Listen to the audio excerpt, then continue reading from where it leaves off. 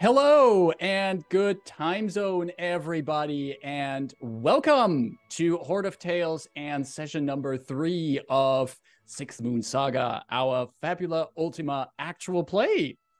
My name is Marcus, also known as Each Individual. My pronouns are he, him, and I am the game master for this fantastic table of individuals who want some tabletop JRPG action today. Before we return to our adventures, I want to give all of them a chance to introduce themselves to our audience. And I'm starting this time in the corner of the Never Squid. Hello, everybody. I'm Nev, your friendly neighborhood Eldritch Squid person. My pronouns are she, they. Today I will be playing Sable, who is totally not an Eldritch being in a human body like myself, not at all. And their pronouns are they, them. Awesome. Welcome aboard. Moving over to Nikki. Hello there. My name is Nick, he, they, and I will be playing Leon, who consists of a duo of a fox-eyed man and a man-eyed fox. And their collective pronouns is they, them, bracket plural. Plural. The duo of Leon and Nikki back at the table. Welcome aboard. Next up, Gabriel. Hello, everyone. My name is Gabriel, and my pronouns are they, them, or they, her, and I'll be playing Enluara, she, her, who is our kind of way too much princess from the moon. Way too much princess from the moon, the Yes. princess of the party. Glad to have you back, Yes. Gabriel. And then also joining us, Angela. Hello there. Hello there. I had to adopt the Obi-Wan Kenobi tone for that moment. Hello there, lovely people. It's so good to be here. My name is Angela Lemos Mogrovejo. I use she, her pronouns. And I'll be playing Vivi Olmos, who is our resident arcane inventor who isn't catching feelings for anyone in the party at all. Nope. Totally got that managed, under lock. Feelings are good. Stable, not losing her shit at all internally. It's all good. Good to know that everyone is doing fine on the feelings front and we have nothing to worry about here. All right. Well, as mentioned, we are playing Fabula Ultima, and a game written and published by Need Games. The music that you hear is by Sara Garrard and by Son of a Die, and we're using, where necessary, Roll20 as our virtual tabletop. When last we met our adventurers, they had just made it to the town of Forkbridge. Joining Yuri's merchant caravan, they decided to head to the mayor of town, Cornelia Dane, to warn her about possible danger to her city. After some bureaucracy with a little bit of red tape and a little bit of waiting in a room and meeting a certain Thaddeus Grimsby, who seems to be working for the archaeological historical organization, The Seekers, and which seemed to unlock a memory in Sable's brain, you had your audience with Mayor Cornelia Dane, who informed you that there had been strange things happening with the town's wellspring, the magical pillar at the heart of the town that kept it warded against dangers. Fortunately, however, it seemed to be malfunctioning, and more incursions of monsters and other strange activities happened. Cornelia Dane offered each of you 150 zenith and any kind of stay that you need at a local tavern if you would be willing to delve down into the sewers beneath the town, get to the root of the wellspring, and hopefully find out what is happening with the wellspring. We had also in one of the taverns some conversations between the player characters, some revelations between the characters, and we are picking up today's session after a night of good rest where some of you may or may have not looked out at the stars and the strange red spot where there once was one of the moons. Words challenging. And you have gathered all your belongings, ready to head out towards the sewers. We actually have all of you ready at one of the entrances you have been guided to by the town guards. On the edges of town, behind a few gates, lie an entrance that you can take into the upper levels of the sewers. Vivi and Luara, Sable, and a duo that is Leon, you are standing in front of these gates as they're being opened to you. What do you do? Well, for starters, And does it stink? Oh. Yes. There is a certain aroma coming out from the sewers, and it is certainly not as comfortable as the aromas that you experienced in the tavern last night. Leon's comfort zone, the stink of the sewers. And Luara has left behind in the inn her cloak, and she is wearing wellies because this is disgusting. I will not. This is or the equivalent, the fantasy equivalent of wellies. I am not laying my feet in that filth. The fantasy version of rain boots on and making sure not to step into any gloves. And gloves as well. Yuen turns one human eye at you, and Luaren goes, "You can ride on my back if you want." Do you smell better than the sewers? In general? Like a little bit. Luara, a little bit better. And Luara is that will not be necessary. She's got some pride. She's got some pride too. She's got to save some face. But I thank you for your kind offer. And then she looks at these sewers with the face of someone who's walking into the gallows.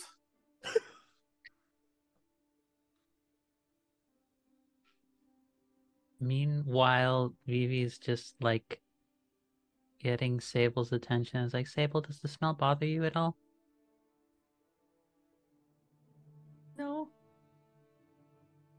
Okie dokes.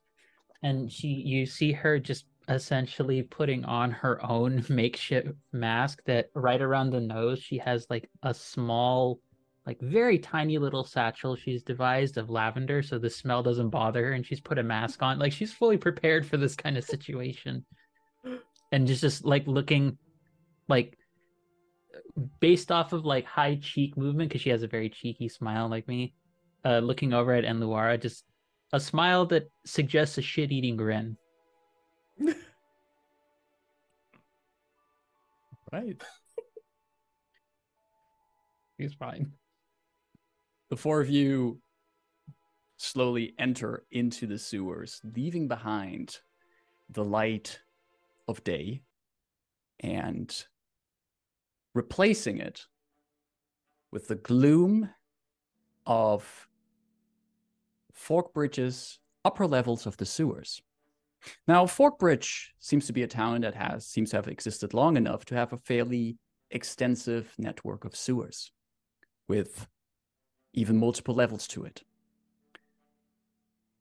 You are now currently in these upper levels. Fairly well kept, though I'm not sure how many sewers all of you have seen in your lifetime, but they seem to be fairly well maintained, though the occasional waft of specific odors tingles your noses. You hear the dripping of water from the ceiling, and you can hear the scurrying of other life around you. Little footsteps. Maybe mice? Rats? other creatures? Whatever it is, the further you go in, trying to find your way towards the lower levels, the less light you have, the darker your surroundings become. How are you going to go about finding this, the roots of the wellspring? Have we been given a map? You would definitely been provided a blueprint of the sewers, which can still be a bit of challenging to actually read. There's a lot of diagrams and drawings on it, references to which tunnel leads to where. There's some people who have maintained this blueprint have made notes of themselves on there, some of them actually going through other notes that have been put on there, but at least it gives you a way to navigate through the place. Though it's not a perfect tool. It aids you, but it's not a perfect key to find your way. Well, I mean, Leanne can read that, so so what Yao is gonna do is he's gonna pull his spear out. The moment he gets into the sewers and just start stalking through it, Yuan is gonna be like maybe a couple of paces in front of him, and she's going to be sniffing the air to try to pick up any strange scent or trails that can potentially be our little problem. Yes. Leon, can you give me for Yuan, can you give me an insight and willpower roll to see how much Yuan can track on that? Haha, double D10s on that because it's Yuan. Double D10s. Yes. Ooh. Okay. Not too bad. 12. 12. That is really good. Yuan sniffs around, filtering out whatever kind of other smell interference there might be in this place. And eventually she looks up, perks up, her eyes looking into a specific direction. And she turns to the party and she quickly says, "There's another human here." And she gestures into a direction further down into the sewers.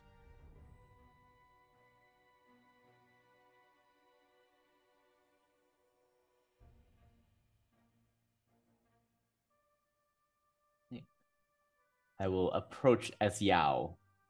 This time Yao will take the lead while Yuan, lingers back a bit. Though she still trails after me and get close towards where this human scent is.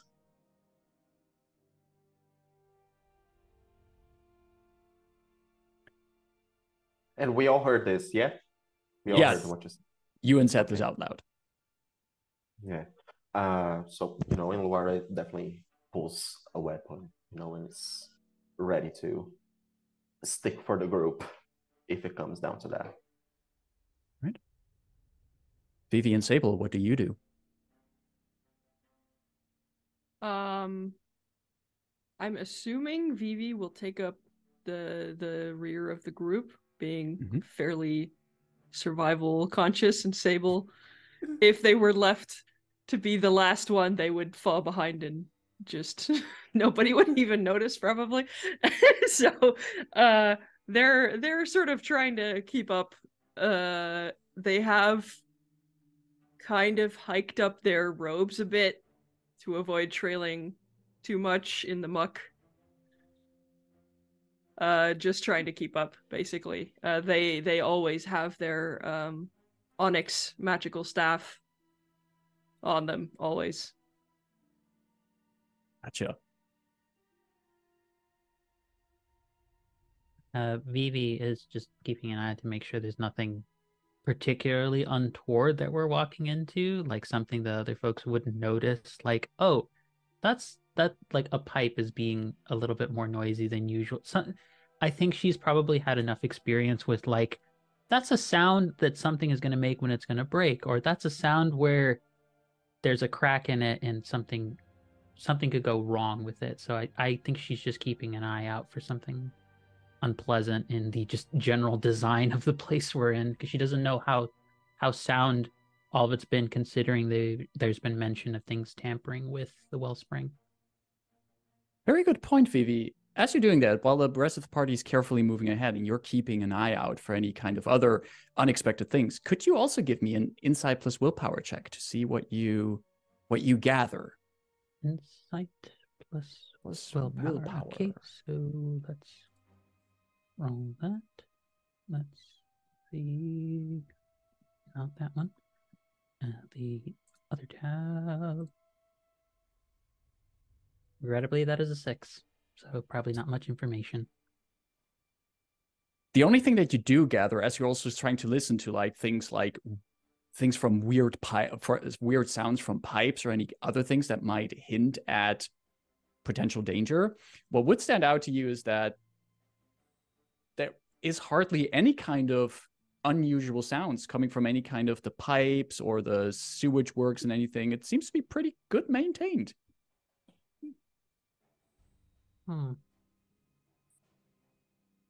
As you all progress carefully with what I would assume is Yao and Yuan at the front, as you follow the trail of scent that Yuan had picked up, closer you get, as you take a turn here in the sewers, you hear a voice echoing towards you, just aloud, "Oh, no, stay away from the briefcase," followed by a high-pitched screech and just the sound of cutter, cutter, cutter.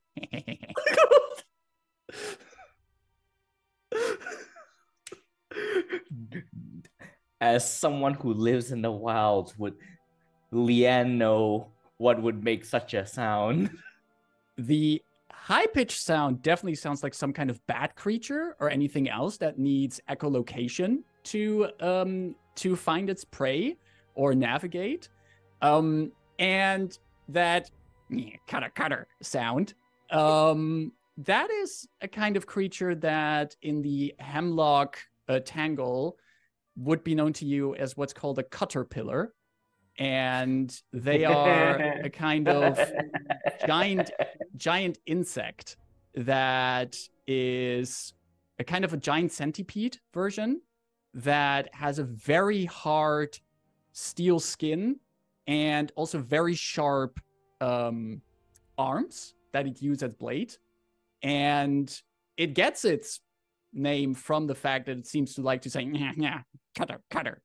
So, and it's obviously not because it's like a terrible pun that I'm very proud of that the authors of this game actually made in their book. It's just because it says, "Cutter, cutter." Fair enough. I hate that we told Marcus, give us a difficult encounter, and he went, "Difficult, you say? How about funny?" And difficult. Look, if you ever play the Dragon Quest game, like Dragon Quest, for example, is known for like its silly names for its monsters, but it doesn't mean that they get any less deadly. So Leanne would know that this creature is dangerous. At least if you're there, just a single caterpillar, for example, that's something that that Yuan and Yao could deal with if they had to. But if they come in groups, and especially when there are also like some kind of bad creatures involved, that means that there might be numbers that they have. So a little bit of carefulness would be wise. All right. Yeah, I think when we hear that Yao is like about to just charge in, but then Yuan will just communicate in his head, just go, "Peace, patience." And then Yuan will turn to the others and goes, and basically relay what she knows about those creatures. Yeah, there is a caterpillar with a bat-like creature ahead. We must maintain caution, or we might be caught off guard. Yes, but sounds like someone is in danger. And then, like, you can see that Enluara is, like, already, moving ahead, like, we can take the predators by surprise while they're feasting on his corpse. That is not... No!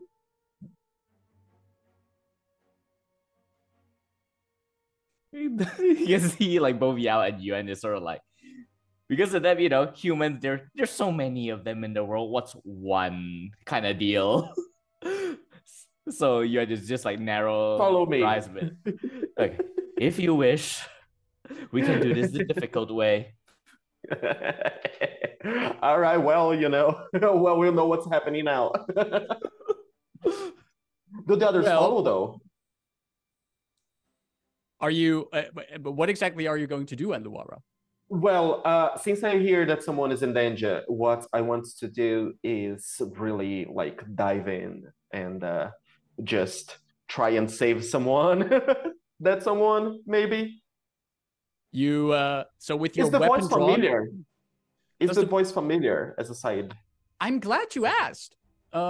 You do as you ponder what to do, and as the duo of Leon suggests a certain approach to this situation, you hear the person again go like, "Oh no, that was my favorite bag," and it sounds like this Thaddeus person that you met just yesterday. Of course. Oh, and Laura's like kind of rushing ahead, and then she slows down for a sec. Of course. And then she keeps going. So and the idea is to actually go in and yeah, that's it. Right. Yeah. So all of you see Enluara running there. What does the rest of you do? I run in after Enluara as well. All right. Well, I guess Sable's going to attempt to keep up. Attempt to run after as well. I think to help reflect the whole Vivi did not roll high on hearing any other things. She's still distracting. She's like still like trying to see stuff around her, and then she sees Sable ahead of her, and she's like, "Oh god damn it!" And it just starts having to take off right afterwards. So all of you, in your own way, take off after Enluara. So Enluara is the first one to see this as she comes around the corner, and there's this intersection in the sewers. Multiple hallways that converge here, and there's kind of at the point at the intersection, there's a bit of a wider area with grates in the floor, so you can actually walk on it, and there's sewage water running underneath it. And at the center, you see in this intersection, there's a Thaddeus Grimsby on the ground. This middle-aged man, shorter hair, his monocle that he was wearing somewhere 2 feet away from him.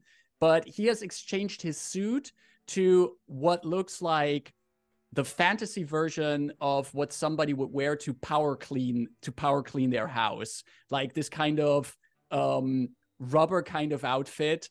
And but there is still that bag he had with him, like this messenger bag with all of his documents, and it lies next to him. There's a large cut in it so that papers and documents are strewn all over this place. And towering over him are 2 large centipede figures, and with these clacking mandibles of a copper-like color and smaller razor-sharp legs that just clink, clink, clink, clink. One of them actually has the forehead almost shaped like this old school medieval knight helmet visor that is like resting on his forehead. And you hear both of these going like, cutter. And as they are approaching Thaddeus, you can see in the gloomy darkness above you, there's 2, what you first think are just 2 large fur balls, but as you see them moving, you see short leathery wings flapping, and it's these very round orb-shaped bat-like creatures that emanate these high-pitched sounds that keep ringing in your ear. And as the party like comes around the corner, seeing this in front of them, Thaddeus lying on the ground, the caterpillars cuttering around, and the bats up in the ceiling looking down, we have this transition flash as we're going over into the combat scene where all of you are in. and I'm going to put on the fitting music for it as we're getting in there. So as we're heading into combat, we have to decide which of the sides, either the sides of the monsters or the player characters, is going first. So we need to check for initiative. And just like we did in the first session, initiative is a group check. And that means that one of you is going to make the leading roll for initiative. And that means that they roll dexterity and insight. But the rest of you is going to make support rolls. So everyone who's not the leader is going to also make dexterity and insight rolls with a difficulty of 10. And for everyone who makes that, the leader, who is going to make the defining initiative roll, will get a +1 to the roll. So who of you is going to lead in the initiative roll? I think Luara, right? She ran in first. Since she... Yeah. That definitely makes sense. So the rest of you would be the support in here. So I would first ask Vivi, Sable, and Lian to roll me a dexterity plus insight. Okay. Ooh, 6.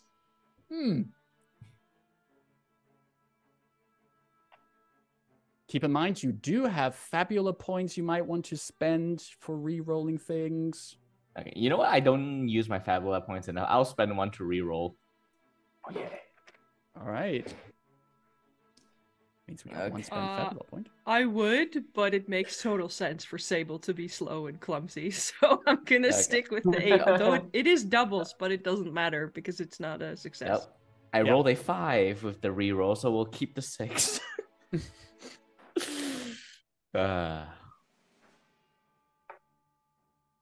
I will spend a Fabula point. I'm gonna say her identity works in this one. She's probably wondering what. Yeah. I don't know if she's ever seen a Cutterpede before. She's probably seen a lot of weird creatures, but like the particular metallic variety, she's probably already started like looking at it like, how do you work? Can you salvage parts from you for a repeater crossbow? Okay, this is not the time to be doing this. So I will re-roll the d10. I rolled a 1 on to hopefully make this somewhat better. Right. And it does mildly. It moves it from a 1 to a 4. So 4 plus 5, that's only a 9, unfortunately. That's Still not enough. So unfortunately, none of the supporters succeeded. So no bonuses to Enluara. But Enluara, what are you going to roll for initiative here? So that's also Dex and Insight. Let's see. That's a D10 and a D6. My highest, my lowest. And I got a 6 and a 4. And I actually got a 6 on a D6. And so that's a total of 10? Yep. Perfect. That means even with a total of 10, the side of the player characters goes first. So first, one of the player characters can take a turn. Then one of the monsters gets a turn. Then one of the player characters. And just to be absolutely clear on what you're facing, you're seeing across from you on the other side of the combat screen, there's 2 of these caterpillars, which are on the ground. But flying above them are 2 of these vampire bats. Fluffy balls of bat-like creatures who might or may not be interested in your blood. That means since they're ever flying, that means melee attacks can currently not reach them. So those might be targets for anyone of you who can deal with ranged attacks, while the caterpillars are just cuttering their way around on the ground. And with that, we go into round 1. The player side goes first. Who of you wants to take the first player turn?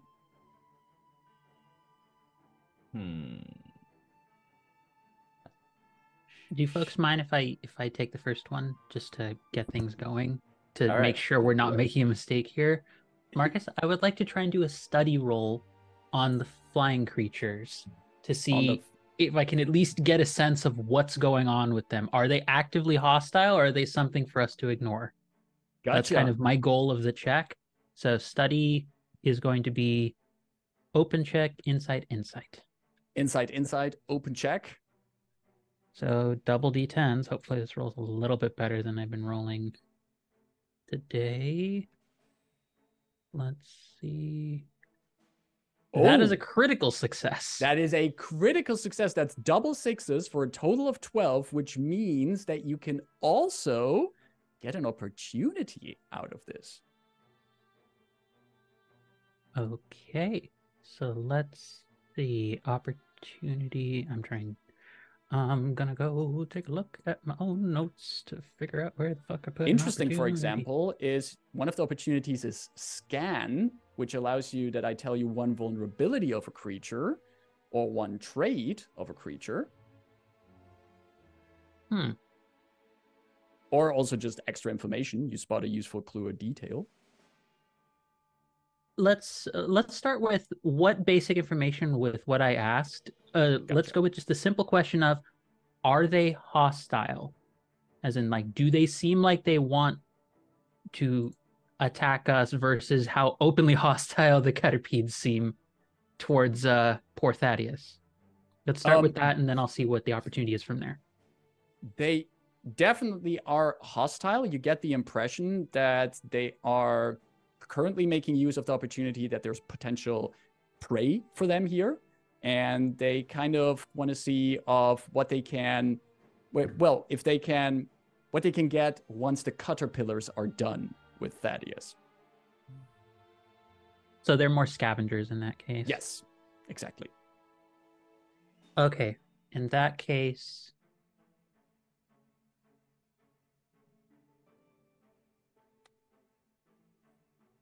one of the opportunities says days shaken. You can do an affliction as well. We gotta hydrate, everybody. Oh, very nice. Thank you. Thank you for the hydrate, Naskun. There is indeed one that there is also an opportunity that can apply an affliction. A creature suffers days shaken, slow, or weak. Actually, you said that there's pipes and other things all around here, correct? Right. Can I use plot twist to have one of the pipes burst open and cause some steam so that they can't see us, but we can still see them?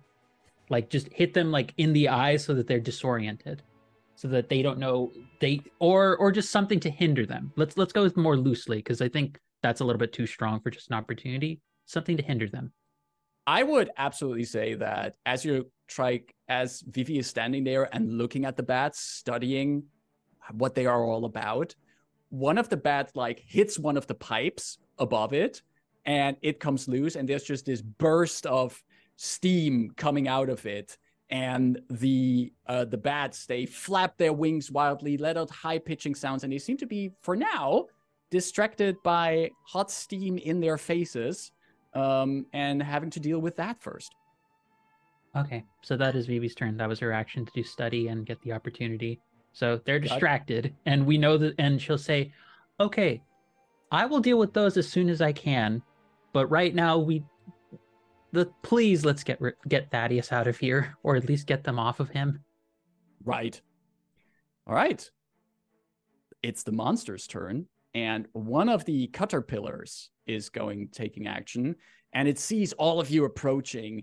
It towers up for a moment, mandibles clacking, and then just positions itself in front of the other caterpillar and rolls up into a ball of steel.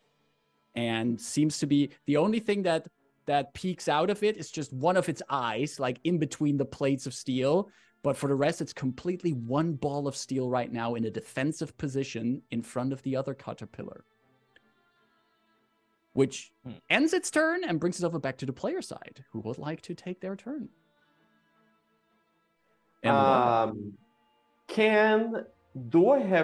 would like to spend a Fabula point to add a detail. To add a detail? And what kind of detail would you want to add? I would like to add the detail that this place has like some, heavy ass metal iron bar gates with inconspicuously sharp, like teeth, to close on the ground. that are currently lifted up. Like some kind of emergency gate that you could close? That Yes, for the specific occasion, of like creatures invading, the sewers from the wrong end, some sort of like security system that just closes, and for some reason is just like malfunctioning and didn't close this time. Anyone against the adding of this detail? No. All right. Well, you spent the Okay. Fabula point for that, and indeed, All right. the game master forgot to describe this detail, but gladly and Luara remembers it's there. Yes. And well, I would like to try and activate it, and like make the thing fall on top of at least one, if not more than one of our enemies, and crush it underneath. I'd say you could try to get it on top of one of the cutter pillars that's on the ground.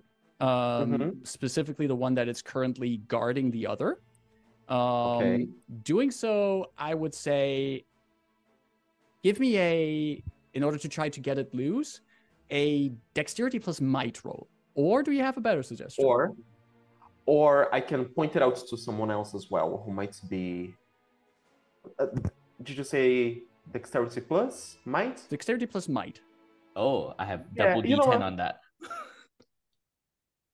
Yeah, no, I guess I'll give it a shot. A shot. Yeah. All right. So I think it's D8 and D10 for me. Dice, don't fail me this time, or any other time for that matter, except when it's going to be hilarious. Yes, that's it. The 10 and the 8. All right. So I will try to. Oops, one of them fell. I got a 10. 3 and a 7. Yes. 3 and a 7. All right. Yes. What? And Luara, like, quickly, she's ready to just take the thing, like, head first, right? And, like, just face it square. And then she looks up and realizes that there's, like, a gate. And her eyes quickly follow, like, the tubes, because she's used to the arcologies. Like, everything is so interconnected that, like, you gotta be smart about these things. You gotta know where everything goes, because things go wrong all of the time in artificial environments. And she notices the box, that controls the thing, and she positions herself in a way, like, while the thing is, like, menacing and threatening to approach and stuff. As soon as she notices that, like, as soon as she sees it's good timing, she just, like, instead of attacking, she just smashes, like, her sword onto the like, the machine to cause a short circuit and make the thing. I'd say she doesn't smash it. She sees that the thing is, like, yes, blocked by something, and she's just like, boom, like, to make it. Like the security door, the security door was indeed trying to close earlier, but it was stuck. But now Luara is cutting it loose. It drops on one of these cutter pillars, the one that was guarding the other. And you can hear the sound of the steel of the security door, like, rubbing against the steel of the cutter pillar, as it's just this grinding sound, sparks flying off of it. And the rolled up cutter pillar lets out a quick, cutter, and takes from this 5 points of damage from it. It would have been usually more from that, but since it's currently rolled up, it seems to be more resilient to physical damage. Interesting. But the door then also comes down and is closed. Right. Did it manage to get away from under it, or is it stuck under it? It just succeeded to pull out. It's now right next to it, like rolled away from it, but it's not stuck under it. And how many of us in total are this side of the gate? Now you have all of the monsters are still on your side of the gate, but you have made sure that there's like one last way for them for any kind of possible reinforcements or the like to come. Ooh. I don't like that you've used the word reinforcements already. This does not bode well for us. Oh, did I say that? Oops, sorry. Eluara, I think that was your turn, correct? That was my turn, I suppose. Perfect. So we're back to the monsters, and the other caterpillar, the one that is not rolled up, saw what's happened to its buddy, but how it was helped by its buddy as well. And it looks at Eluara, and snapping its mandibles, it reaches out, dashes towards Eluara, and is trying to hit with what they call in the business a mandible slash.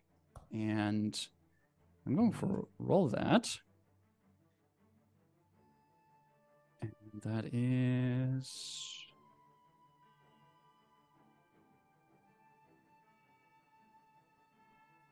That is a total of 8. I'm pretty sure your defense is higher than that.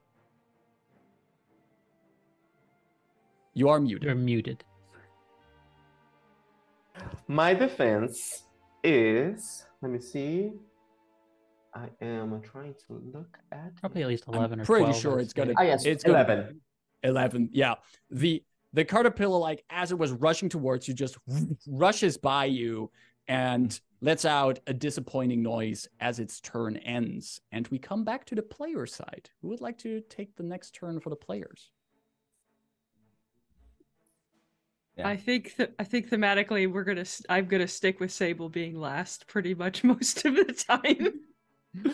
All right. Yeah, Lian will go next, and you mentioned that one of the caterpillar curled up and it's in front of the other one. Does that mean that I have to get through the first one before the other one? Yes, it is functionally. It has used the guard action on the other one, and if you would first have to attack it before you can attack the other. Okay, and while it is guarded, the one that is guarding is resistant to physical damage currently, is what I'm getting. Right. All right, then wait, just let me double check one of my. I think I can do. Okay, so I'm going to basically, mechanics wise, I am going to use my action to make my companion take an action instead. But technically, story-wise, it's Yao about to charge in, then Yuan basically going and they said, no, your weapons are useless here. And then Yuan is gonna do one of her basic attacks, Spirit Orb, which is Wisdom plus Insight plus 1, and gonna blast it with bolt damage. Is it like basically from the fox's mouth, like coming some kind of energy blast, or what does it look like? That she basically, once she just goes to, tells Yao to stand down, your weapons are useless here, she's gonna growl a bit and opens her mouth and it's gonna start glowing and it just nice. Basically like a small Godzilla kind of deal. Nice, let's go. All right. Ooh, I wrote a 9 and a 1 for 10 and 11 with my +1. 11 against, is that against defense or magical? Is it like a magic attack that oh yeah, it's a magic attack. Oh yeah, then it definitely hits. All right, nice. And oh god, I forgot what HR means. Highest roll. High roll. So your highest 9. Oh, so 9 plus 5, 14 bolt damage. 14 bolt damage jam into that caterpillar that thought to be safe in its ball of steel, but is now getting zapped by the spirit orb from the large fox entity. Mm-hmm. And you can actually still see a bit of the lightning like skittering over the steel outside, and there's just this sound coming from the inside. And that would be your turn, right? Yeah, that's the end of my turn. All right, cool. All right, that comes back to the monsters, and the bats haven't acted yet, but the bats are having a bad time up there with the steam coming out of the pipes.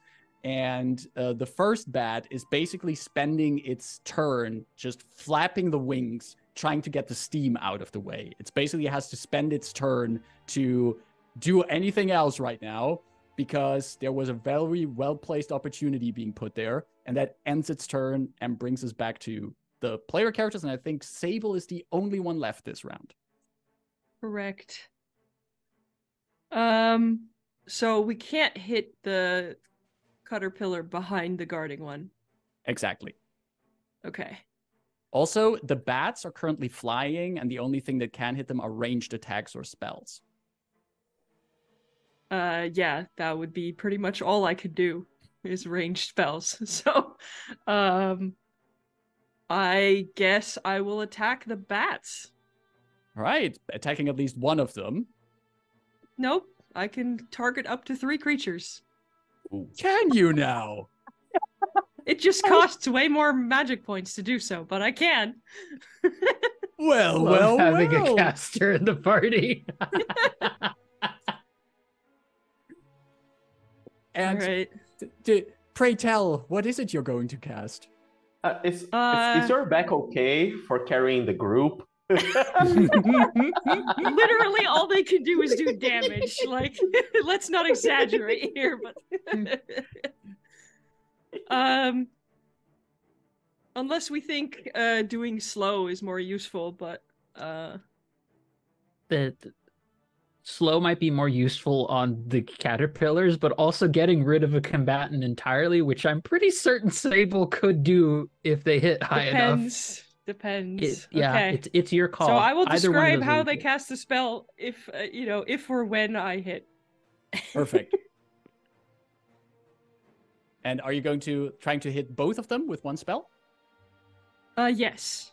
Gotcha. So that's a 5, but I have this thing called Lucky Break, where I can just decide to replace one of my dice rolls with a 7. Yes! There we go! I love Entropus so much. Helen's face was so good, but like Helen was like...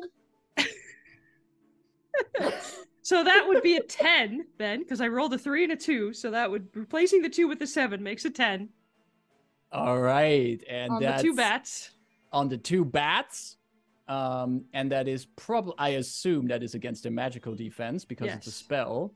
For the bats, yeah, that definitely hits both of them. Oh, plus the 2 from the ability I keep forgetting I have. It hits them even more.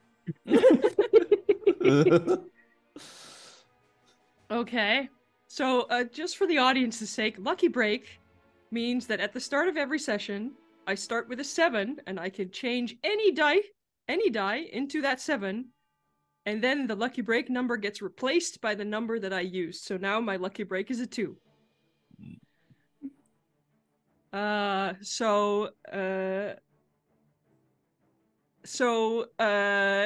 Sable is struggling a little bit, with their staff and holding up their robes and trying to like stay out of the way while also helping, just flops forwards and just almost face plants onto the walkway. But as they do, a bolt of pure, like, you feel that resonating feeling in your chest from when they cast their magic, and it looks like it's gonna miss, but then each of you feel like sort of a weird twist in your gut as they raise their hand at the last second with their pitch black eyes, redirecting the bolts to the bats. Nice. So that would be a 7 plus 15 on both of them. That is 22 Wow. Dark damage. I'm assuming this is dark Umbra. damage on both of them. For 20 MP, it costs me to cast this. Yeah, but damn. Yeah, especially that little twist of fate that you described there. That's so cool. Just like, yep, we're redirecting it, and it goes in there.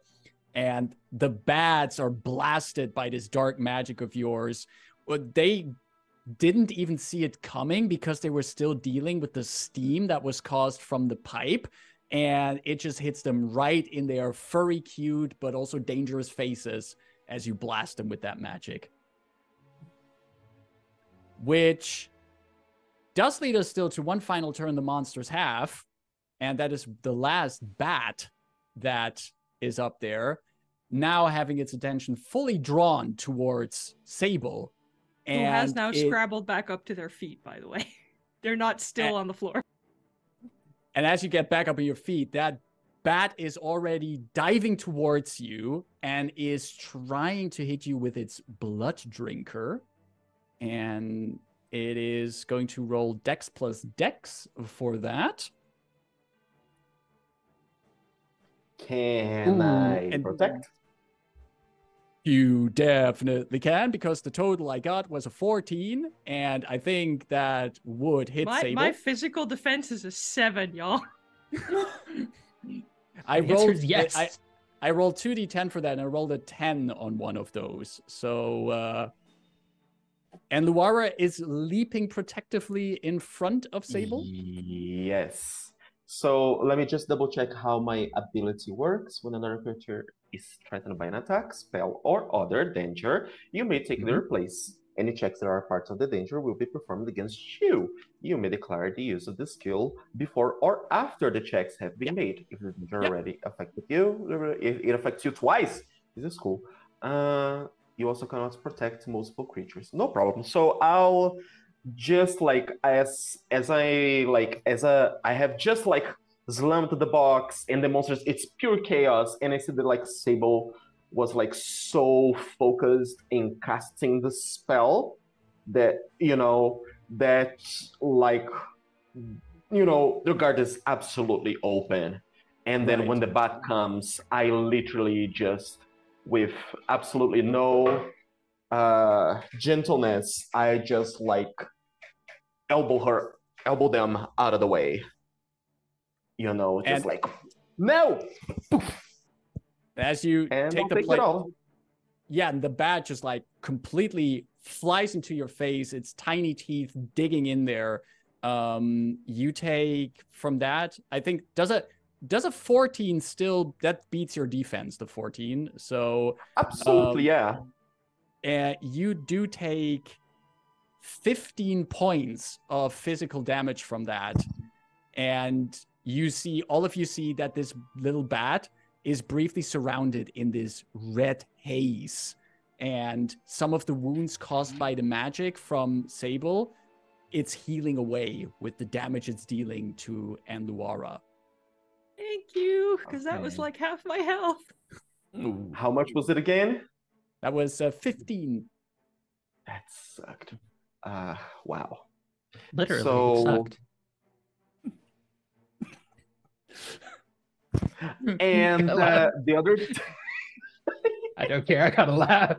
It might be a terrible joke, but I gotta laugh, so y'all can go to hell. Yes. And no, you earned it. Finally, what I want to do is that when I get damaged, I get to learn a painful lesson. So I get to make a study action for free on that creature with a +1 bonus, since my skill is only 1. Right. Exactly. And, study is insight plus insight. So you can add a +1 to that. Shit. That's 2d6 + 1 then. Well, it still might get you something. It's better than nothing, right? If you don't drop your die. No, you can I got a on the ground. 1 and a 4. So that'd be 6 total. That would be 6 total. Yeah. All right. So I don't think that's all. Well, but as you mentioned yourself, it's always worth rolling, and good use there of the passive skills that Luara has, both on the guard and on that painful lesson. That was great tactical use there. Good teamwork here at the end of our first round, and we're heading into the second round. I just want to point out, we're not even an hour into the session, and you have already spent 3 Fabula points on your side. I like it that those Fabula points are getting spent. We're starting at the top of round 2, and since the players still have initiative, one of the player characters can kick it off. Who's going to maybe literally kick off round 2? I can follow up we don't have to take same turn order, but considering that there's still a bat who is only now probably just recovering from that steam problem, I'm gonna make sure that thing doesn't get a chance to get anywhere near the rest of us. All right. I'm going to try. Do I go for auto damage or do I go for an attack? No, this is more fitting. I think seeing in a moment of worry for initially Sable, and then now seeing Luar just getting bitten by the vampire-like effect of the bat bite, I think she's going to just try and make sure that this other one doesn't end up getting near the rest of us. So she is going to take a shot with her bow at the other one that's still distracted. All right. So let's give that a literal shot. That would be Dex on mine. So let's double the Dex.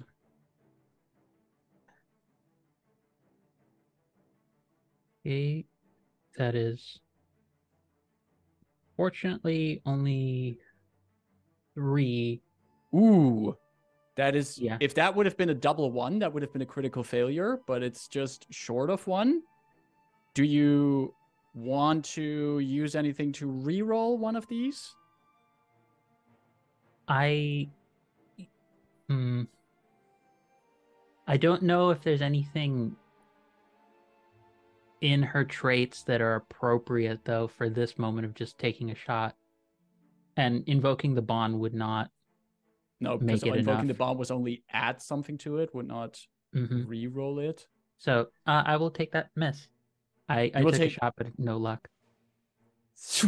The arrow goes wide, unfortunately, and does not hit the bat. I've probably gained its attention, though. Oh, absolutely. Which leads us over to the monsters, and actually leads us to that bat up there, which is flying up there, finally being done with clearing out the pipe steam. And instead of just diving at you like its companion did, it opens up its mouth, and basically the mouth covers the entire surface of the furry orb body it has. And this sonar shockwave comes out of it at you. And it is going for that screech it unleashes. It's going to roll dexterity plus willpower. So what do we got there? It's, that's some... It rolls dice for that. Which is still against your physical defense. Does a 9 hit you, Vivi? Just hits me. That means you do take 10 points of air damage, and you are considered dazed at this point. Which, to explain to everyone, dazed is one of the status effects you can have, and it means that your insight is reduced by 1 die size. Keep in mind that status effects can never reduce your die size to less than a d6. So I'm not sure. My biggest die, though, and I need to get rid of it. You have to drop to a D8. I had D10s. You feel the screech reverberating through your skull as your vision goes a little bit blurry and you're distracted as the dazed condition takes you. And that is the bat's turn. And that brings us over back to the players. Who wants to take the next player character turn? Yeah, I think I'll go next. Is the first caterpillar, is it still doing the guard thing? How long does it last? Until the start of its next turn, and it hasn't taken a turn yet in this round. No. Also, the bat that came down to attack Vivi, is it still at ground level, or has it gone back up too? It is back up flying. It's back up flying. Curses! I've Spectre Yao too melee focused. Why you have 2 ranged people in the party to deal with the flying types? We'll deal with that. Just focus on the ground so we don't get fucking wrecked. All right, I think... Yeah, I think Lien will understand that in this situation, Yao, being the body of the duo, cannot do much. And so Yao will just lay low for a bit and allow Yuan to continue spirit or blasting the curled up one. All right. Yeah, but yeah, Yao is just keeping an eye to make sure nothing, comes after the fox. Oh god, that's a disgusting roll. I rolled a 6. A total of 6? Yes. Ooh. I'm guessing that miss. That does indeed miss. And wait, I'm trying to see if I have a do you have any kind of trait that you could invoke here? I mean, are Caterpillar are they like a creature that is already native to Thea, or is it one of those that came about during the Moonfall? I'd say they were seen at least way more often after the Moonfall. All right, then maybe I can potentially invoke my Born of the Land origin since Lian are born during the Moonfall. They would be extremely focused on these creatures, the ones that came about during the Moonfall, are affected by it, and stop and hunting them down if they are like a big threat. I'll allow it. If you spent the Fabula point for it, then we're up at 4 Fabula points spent so far, and you can re-roll one of those dice that you rolled. All right, let's go. Oh, I rolled a 5. With my other dice is 4, 9 plus 1, 10. And that is the number we were looking for. So that hits. This will be 10 bolt damage. 10 bolt damage again. Pew! Yep, at the same one. At the same one, which is getting again rattled by the electricity. And that's your turn? Yeah. Okay. That leads us back to the monsters. And it's actually going to be the curled up one that is going to take its action. And it's remaining curled up, but instead of just passively watching over the other caterpillar, it now starts spinning in place and then full force flungs itself as a ball of steel at Yuan. So it's going to roll Dex plus Might for that. And that is that. The designers of this game just give a creature the sonic spin dash? Is that what I'm hearing here? That's 15 against your defense. Wait, I have to do that as my action. Damn it. So because I have withstand, but I can't do it as a response. Usually this attack would just be 11 points of damage, but because this caterpillar used the guard action on its last turn, it adds 5 damage to it. It prepared for this. So you take 16 points of physical damage. And just to double check, there is no like reaction in Fabula Ultima, right? Unless any kind of action tells you that you can do it as kind of a reaction, as a response to something, it's not a reaction. Like, for example, Enluara's protect thing is in response to something. But if it doesn't say that it's in response to something, then it's not a reaction. Yeah, there's weapon master skills, I believe, that can do act like reaction attacks and such, but unless you specifically have something that has it, it won't do it. Ah, crap. Yep, then I'll just say the creature moved too fast for Yao to do anything, and Yuan gets pulverized because she only has like 12 hit points. Oh, what happens as Yuan gets knocked out? Does she fall to the floor? Can I protect again? Actually, that is a good question, because if I understand the protect ability correctly from the Guardian, in the last line it says, if you use the skill during a conflict, you cannot use it again until the start of your next turn. And you didn't have a turn yet in this round. So protect is it's basically once per round. Exactly. Yeah. Okay. Yep. All right. If the companion falls to 0 hit point, they flee and rejoin me at the start of the next scene in which I am present. All right. Is that also something that you would think that would fit this situation? Like if you, for example, say like it would also be fitting that Ewan, like, for example, just goes unconscious or something, or would she actually flee the scene at this point? I think we'll just say, never actually thought too much about this. I think she'll go unconscious because they're not supposed to leave each other too far. Right. So, all right. So and Yao is devastated, lets out a primal roar as it happens, and is now about to tear things apart. Ooh. And with that, the caterpillar's turn does end, and we do go back to the player character side of things.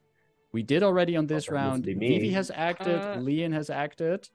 I would ask if maybe you don't mind that I go.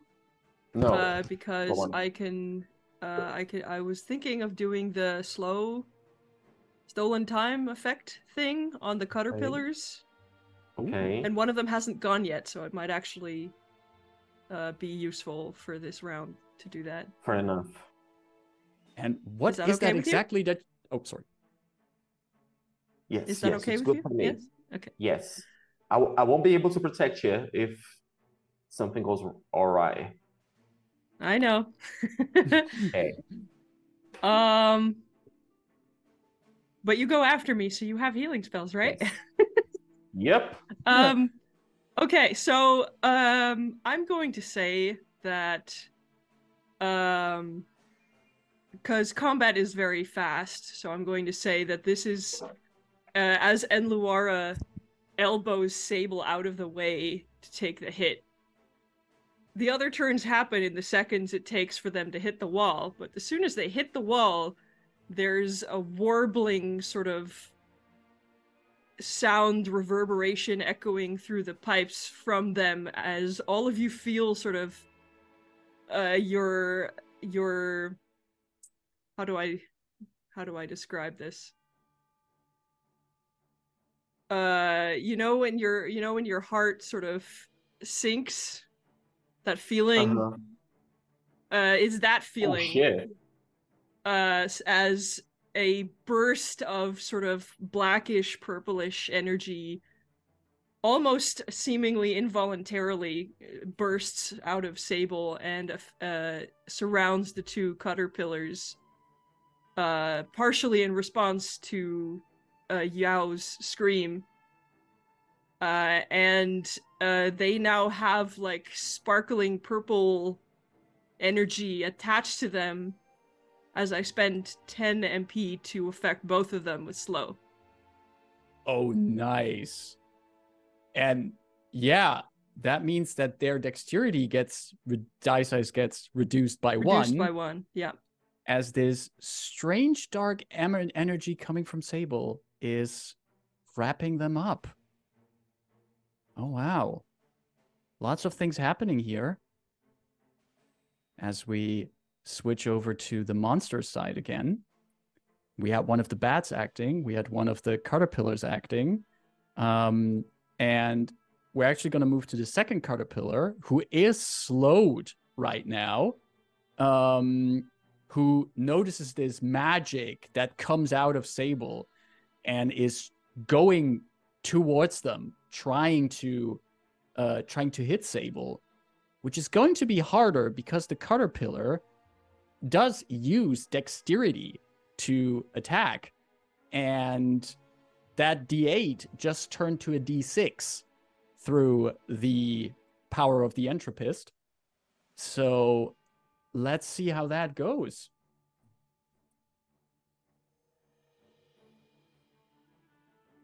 And that is a total of 8 on defense. Still hits. Which from this mandible slash it does, you take 12 points of poison damage. Ouch. And you have the weak condition. That means with weak, that means that your might die gets reduced 1 step. But remember, it can't be get reduced any further, so that doesn't matter. But 12 points of damage and the weak condition as some kind of poison hits you as well. And that brings us back to the party. And if I'm not mistaken, and Luara is the only one left who's up for this round. All I can think of, Sable, is the meme, what is your secret? I'm always weak. Pretty much, yeah. They did just face plant their magic. What did you do? How can you? What's your secret? All right, sorry. And Luara is seeing how like shit is turning sour, like really, really, really fast. So she raises her Magitech jeweled, beautiful black-bladed sword, and she sings like a very short, like 3 to 5 notes little song. And that sounds very much like the song of her people again. And and a wave of magical healing washes over everyone. And I am going to spend all of the MP that I need to get everybody to heal a few points. Let me see here. You invigorate your companions. Each target recovers 40 hit points. Ooh. Yes. Wait. And it costs 10 MP per target. And I have 3 targets, so I'm going to be spending all... Wait, 3 targets? With Leon? I think technically Yuen can't be revived here because of the mechanics of how companions work. Yeah, exactly. If Yuan was a player character, then you would be able to bring them back from unconsciousness. So it would just be you, me, and Sable, but especially Sable, because that was a third of Sable's health. Okay, and Leon is fine then. Like, he didn't take that much damage. So I did not take any damage at all. Yes. So, so you feel a wave of magic, which kind of counters like our hearts sunk for a moment, but then it's lifted again as like a cool, tingly feeling, just like washes over everyone's body. That little sensation, goosebumps and everything. As a matter of fact, I'm feeling goosebumps right now. And everyone gets 40 hit points. So, and that's for Vivi, Sable, and for you and Luara? Yes, we're all gonna stand. Although, I'll tell you what, I'm gonna spend only only for Vivi and Sable, because I'm still standing there. Okay. Yeah, I only lost 15 points. I can endure a little more. Gotcha. Punishment. We lost 15. It's like half Sable's health. So that's indeed 40 hit points of healing to Vivi and Sable from that restorative spiritist magic. Yes, and then Luara stands and says, "Let's take formation." I mean, it doesn't probably mean anything in game, but it does sounds cool. It does. And with that, we go over to the final turn of the monsters, which means because we still have one of the bats that is going to do something. And this one is going to... Well, what is it going to do? It is also opening its wide mouth and is targeting Enluara with a screech attack, which is dexterity and willpower. That is plus... It's actually... That is a total of 11. Your defense is 11, right? Yeah. Then it just hits that. And you take 11 points of air damage. And you are also considered dazed, which means that your insight gets down 1 die step. Okay. And with that, we wrap up round 2 in this encounter. Still monstrosities abound and enemies here. And we start back again with the player character's side. Fresh round 3. Who is going to go up top of the initiative? I'll say Yao will go first because he's enraged and his common sense has just fled by game mechanics. So he's gonna charge after the curled up one, and he's gonna try to break through its metal shield. Well, it's not curled up anymore, right? Exactly. It used it like it remained curled up to do like this slam spinning attack, but now it's no longer curled up, so there's even more potential for damage here. All right. Oh, I rolled a 6 and a 5, so 11. Yeah, that hits. Okay, then I deal. Oh, I forgot what is my spear damage die. Just for my clarification, if someone's dex or might or whatever die gets lowered, does that also lower your defense or magic defense if that's the appropriate Yes. stat? Yes, that also, yeah. Okay. Okay, I deal 14 physical damage as I thrust my spear into the metal caterpillar. 14. That will actually do it as this caterpillar, as you put the spear in, there's just this one final cutter, and then it just dissolves into essence and is no more. Yeah. And Yao will stab at the ground where it was a couple of times as if it wants to hurt it more, but it dissipates. Then it focuses on the other one. All right. That was Yao's turn. We're back to the monsters, and we still have one caterpillar on the field who is going to try and attack at Yao, and is going to try that with its mandible slash.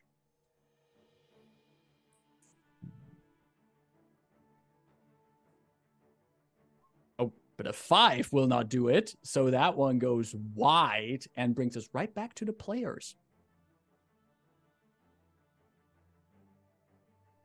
I think I would like to take the first turn here. And so our current situation is that we still have 2 enemies standing. There's still 2 bats, and there's 1 caterpillar still. 2 bats and 1 caterpillar.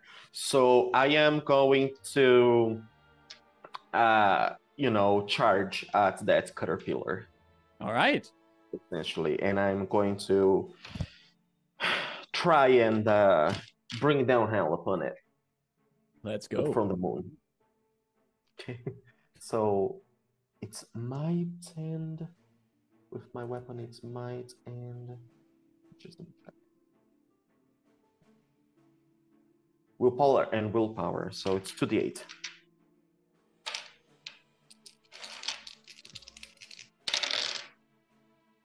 I got a double 6. Double 6. No. I got a double 3. Total 6. Total 6. That would not hit. Yes, and I don't think I have anything that could bump that up at this moment. Oh, I can spend bones, right? No, I have to use Fabula points, right? You would have to spend Fabula points. You can Which spend I don't them have anymore. Oh, okay. That's good to know. All right. So that would be my action. So yeah, and Laura tries to charge at the caterpillar and tries to slam her weapon into it blade first, but it just bounces off the hard metal shell. Exactly. Bing! Curses! Exactly. And with that pushback, we go back to the monsters, and we have one of the bats that is still up is fluttering fast and directly at Anluara and trying to drink her blood.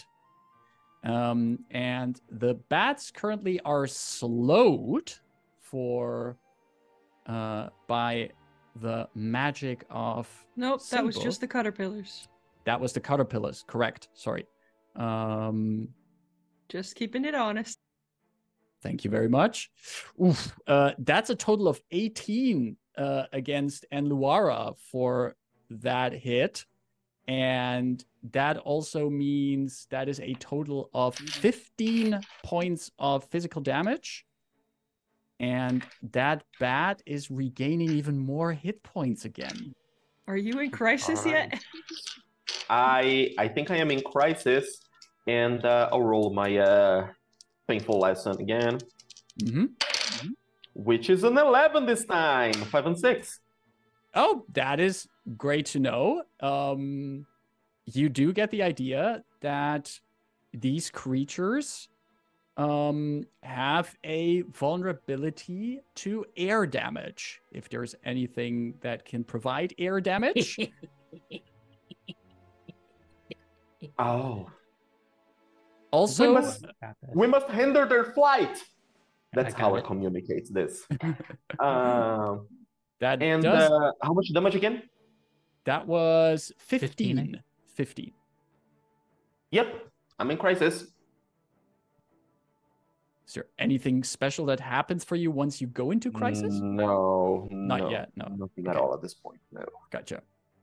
So that ends that bat's turn, and we're going back to the party. We still have Vivi and Sable left for this round. Go ahead. Okay. Vivi is still kind of disoriented from the screech. So just kind of like in very like was it scale of 1 to 10 on the drunken scale? She's probably about a 7 somewhere. So she's like, okay, I'm getting very tired of these bats hitting me with stuff and drinking her energy. She like reaches into a bag. She pulls out a very sharp crystal that has a little, what looks like it's a tornado almost like symbol on it. And she basically crushes it in her hand and chucks it at the bat creature. I'm going to spend inventory points in order to use an elemental shard, which is because it's a tornado one, it deals 10 points of air damage, which you just mentioned it's vulnerable. So that'll be 20 points of air damage on the one bat. That whichever bat looks more fucked up, I'm pettily gonna chuck crystal shards at it. Yeah, there's definitely the one bat that didn't have any chances to drain any life force yet. The one that just really got rattled by Sable's dark magic. You fling the elemental shard at it, charged with elemental air, and as it hits the bat, there's just this mini tempest that envelops the creature, and there's just the tiniest squeak coming from the bat as it drops from the ceiling, and as it flies, it dissolves into these magical particles and is no more. She's kind of like holding herself very woozily together, like against the wall, just holding onto a pipe and just sort of like, okay, Sable, when you get a chance, get the other bat. I'm gonna try not to take a nap right here. Which is actually a good point, because the monsters have no turns left. You basically eliminated the monsters that still had turns this round. So we immediately go over to Sable. There's 2 creatures left, right? There's one Yes. bat and one Caterpillar. Yes. Okay, I guess I can spend the majority of the MP I have left. And this time, they're sure-footed. Like, hold out their staff. Their eyes turn black. That reverberation in all of your chests, like a big speaker. And they attempt to cast Umbra again. Let's go.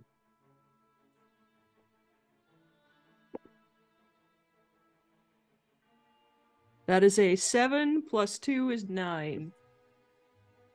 And you total of 7 from the roll, and you already added the bonus from your 7 plus 2 is 9. Gotcha. That is against magical defense.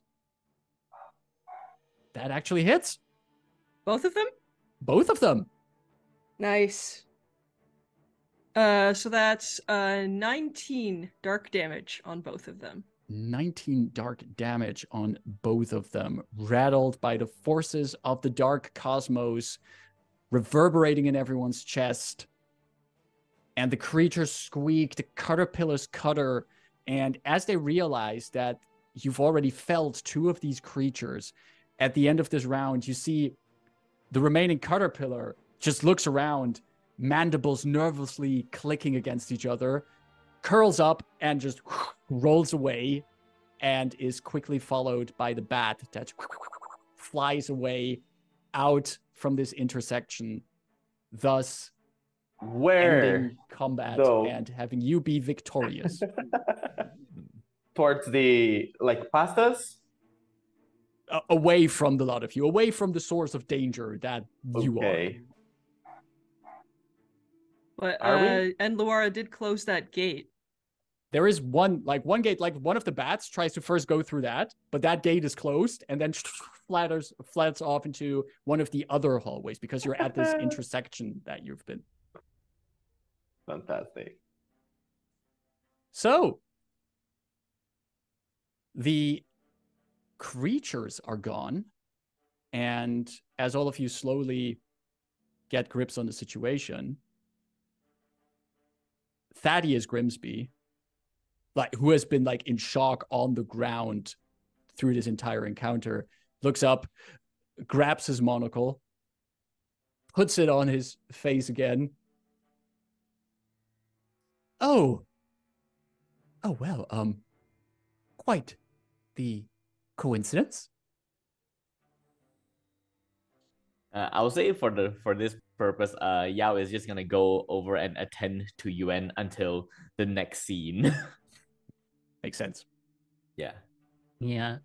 Vivi is currently, you just see her pulling out what looks like a very disgusting looking liquid in a bottle and downing it, and has the look of every small child forced to take medicine. Mm-hmm. And she's just gagging for a bit on it, and the daze goes away. She's using a tonic to get rid of the daze condition on her because that really fucks with her. And she passes over a purple liquid in a small bottle to Sable, and also hands them a small ring. Drink this. I promise it will feel great afterwards. It will taste terrible. I cannot do anything about the taste. Sable is looking tired. The weak condition does nothing, but they are nearly out of MP at this point, so they are looking kind of drained and tired. And they take the potion without question and drink it. There's no flinch. They don't seem bothered at all. Yeah, Vivi mechanically I'm assuming this is an MP potion? Yes, this is a remedy. No, this is an elixir, which will recover 50 mind points. Okay. Which is it tastes terrible. It tastes like the worst kind of Pepto-Bismol you've ever had. I would hate that, but Sable doesn't seem bothered. Yeah, no, it's when they try and really flavor a Pepto-Bismol and they're like, you didn't do anything but make it worse. But it feels like all of your body and spirit just are invigorated, and you also feel a sense, especially around your mind, someone has given you the most cozy temple massage you've ever received. Oh. So the sort of drained, almost not like a black eye, but you know how your eyes sort of darken and droop when you're tired. That sort of goes away, and their regular intense focus comes back to their face, and they step right over to Thaddeus and start picking up all their papers while everyone else says their after combat things. And Luara's asking around, how is everyone holding up? As you step over to Thaddeus, Sable, can you roll me an insight plus insight check, please? They just stepped away for a moment to go give... Oh, I can't do that very quickly. I just heard that before taking off okay. my Okay, sorry, I didn't sort of see the message. Sorry. That is a 13. All right, I'll get back to you in a moment once you get back from the message. The rest of us can fill in. I think as in Luara is about to step over, Vivi, after she's taken her tonic, hands you a little bangle, and Luara, put this on for a second. And Luara takes it. What does it look like? It looks like someone who actually I know exactly what it looks like. If you have like imagine like a gold bangle, like the kind of like circular shape, but it's like wire mesh art. Like it's been hand like my tweaked ring. Like this. Yes. Actually, yes, it is exactly like that. And she says, this will hurt for just 2 seconds. 3, 2, 1. You feel a mild shock right where the bangle was put on. You, because of the skill that I picked up, are going to get the effects of Potion Rain. When I create a potion that restores a single character's HP and/or MP, you may have it affect up to skill level additional creatures, and you get half of the effect. So you get 25 MP out of me spending that. Oh, Yeah, so it's enough for us to get some more healing later. But it definitely, like, I'm thinking the magic effect is probably not pleasant, and it's very clearly Arcanotech or Magitech in nature. So, and I'm going to say, for your benefit narratively and Luara, it happens a half beat after Vivi says it should happen. So you're like, okay. It's just like, no, nothing. Ow! temple massage, the healing effect, it's not as potent as when it happened to Sable, but it's still one of those like... Oh, it's the temple massage, okay. All right. And then after a while she, this is quite interesting. I just finished and then working she's on looking, and then like she's looking at it, examining like really close, and scrutinizing it. You can thank Magitech for that benefit. That's I think for the purposes of letting Sable have their moment to converse with Thaddeus, Vivi is just going over to help Leon attend to Yuen. And Right. just like bending over and like feeding Yuen a potion, not mechanically using anything, but for bringing them back up. I'm just like, yeah. I'll say as you approach, Yao sort of like growls at you a bit, thinking that you're a threat. Sets weapon down, everything, just pulls out like a small bowl, crushes a mixture in it, and just passes it over, and just makes the gesture to like feed to Yuen. Doesn't say anything, just does very non-antagonistic like movements. Yao just stares, eyes a bit. You can see like there's anger in it, but mostly there's just worry inside, as if he's failed to protect because of his failure. Then he'll slowly just back away. He doesn't like leave. He just leans back to show that he's still tense, but not attacking. Sable, as you approach Thaddeus, that was a 13 on that insight plus insight, correct? Correct. It's a pretty good roll. And you approach him, and he looks at you, and you see that there is, of course, a certain sense of fear in his expression, because he was just attacked by 4 monsters here in the sewers, and he's in a dangerous environment. But he actually, as you approach, it looks like he's even trembling more the closer you get.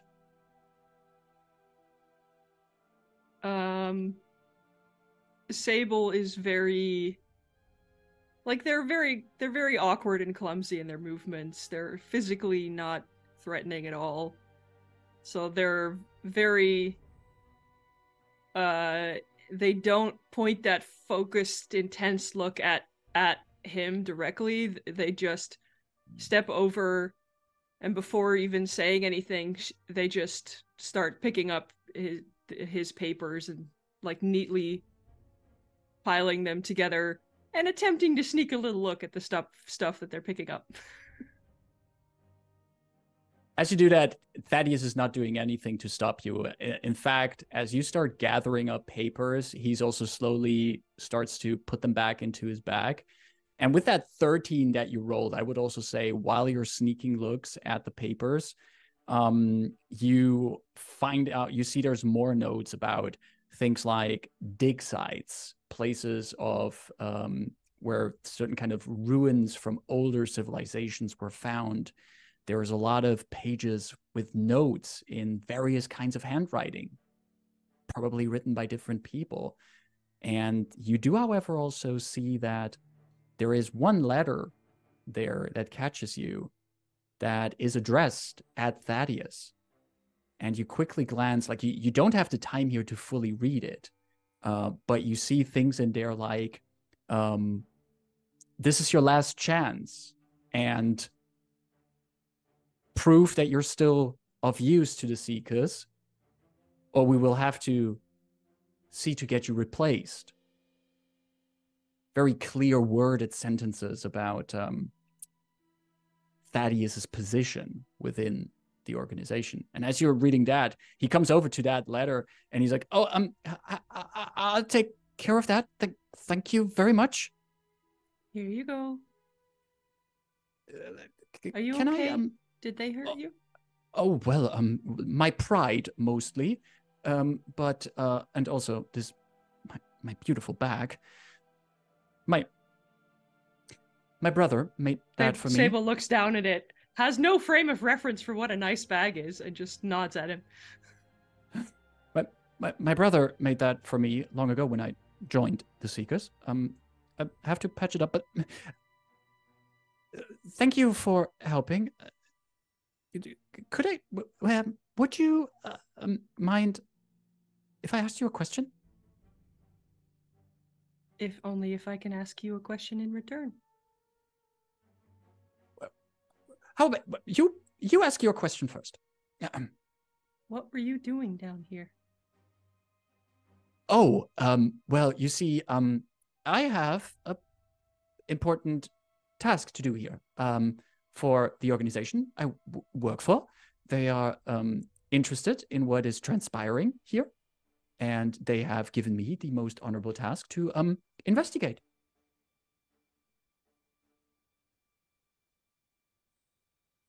That's not really an answer. I am Well, assuming you're referring to the wellspring? Yes, correct. Oh, I am indeed here to investigate certain rumors about the wellspring. And as a neutral party sent by the Seekers, I want to observe and see what is happening to this town's wellspring. I did not assume that the sewers here have actually caterpillars in them.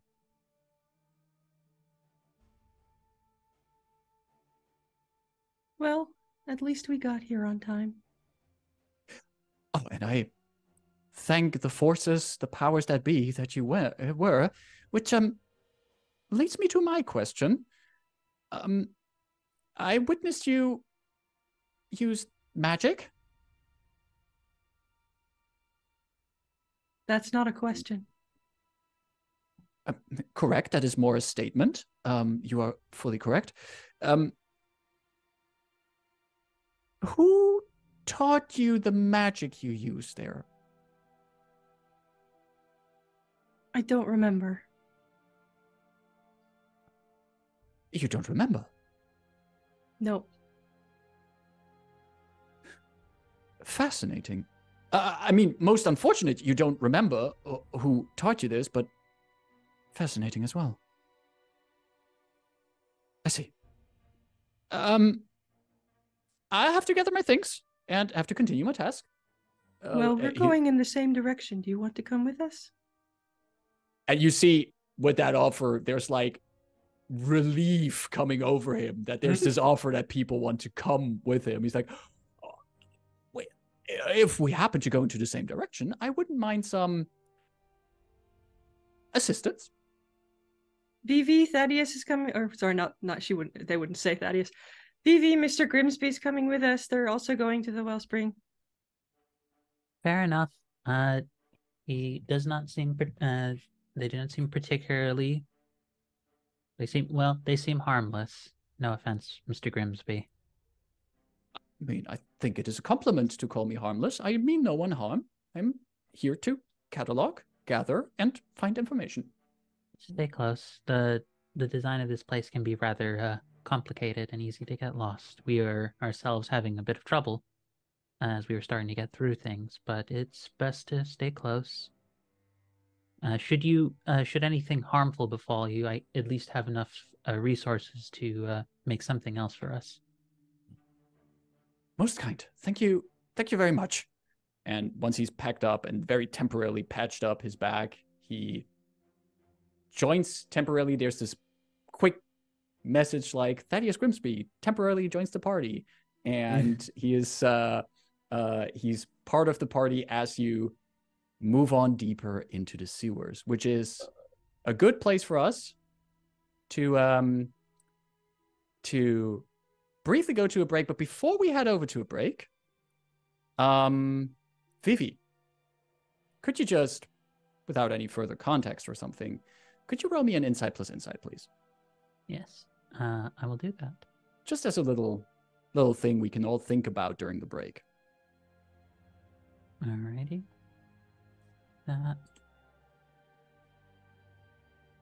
That is a 13. It's a good number. That's a high number. And that is a great number to head over into a break. We're going on break for about 10 minutes. We'll be back at about 5 before the full hour, like 55. I would advise everyone for now to drink a potion. Check if there's no caterpillars somewhere in your house. And be back in a few as we continue this Fabula Ultima game of Six Moon Saga. See you in a few. Hello and welcome back to the second half of today's Fabula Ultima session of Six Moon Saga. In the first half, our adventurers have entered the sewers beneath the city of Forkbridge and have encountered a band of monsters consisting of so-called caterpillars and bats who were attacking Thaddeus Grimsby, a member of the Order of the Seekers the party had just met yesterday, who is also on a mission into the sewers. We return to our adventurers as a bit of time has passed. You have been delving deeper into the sewers, leaving behind the upper levels, following the directions on the map you have been given, and slowly working towards the roots of the wellspring. The hallways around you get narrower the deeper you go. Older pipes and other machines that were put here to make sure water gets filtered correctly and led to the proper places surround you. The sound of dripping water mixes with the sound of ticking in pipes, similar to when you turn on your radiator and the metal starts heating up and you hear that bit of ticking noise in it. Sometimes you even hear the sound of some pressure relief valves in the distance, just this hissing sound. And of course, the echoing sound of your own footsteps. Since now you're quite the party to behold. You were already fairly large. The 5 of you, counting both Ewan and Yao, now also joined by Thaddeus Grimsby in his fantasy version plastic cleaning suit and damaged bag with you as you're wandering these hallways. Is there anything specific any of you do look out for or want to discuss as you're making your way deeper into the sewers?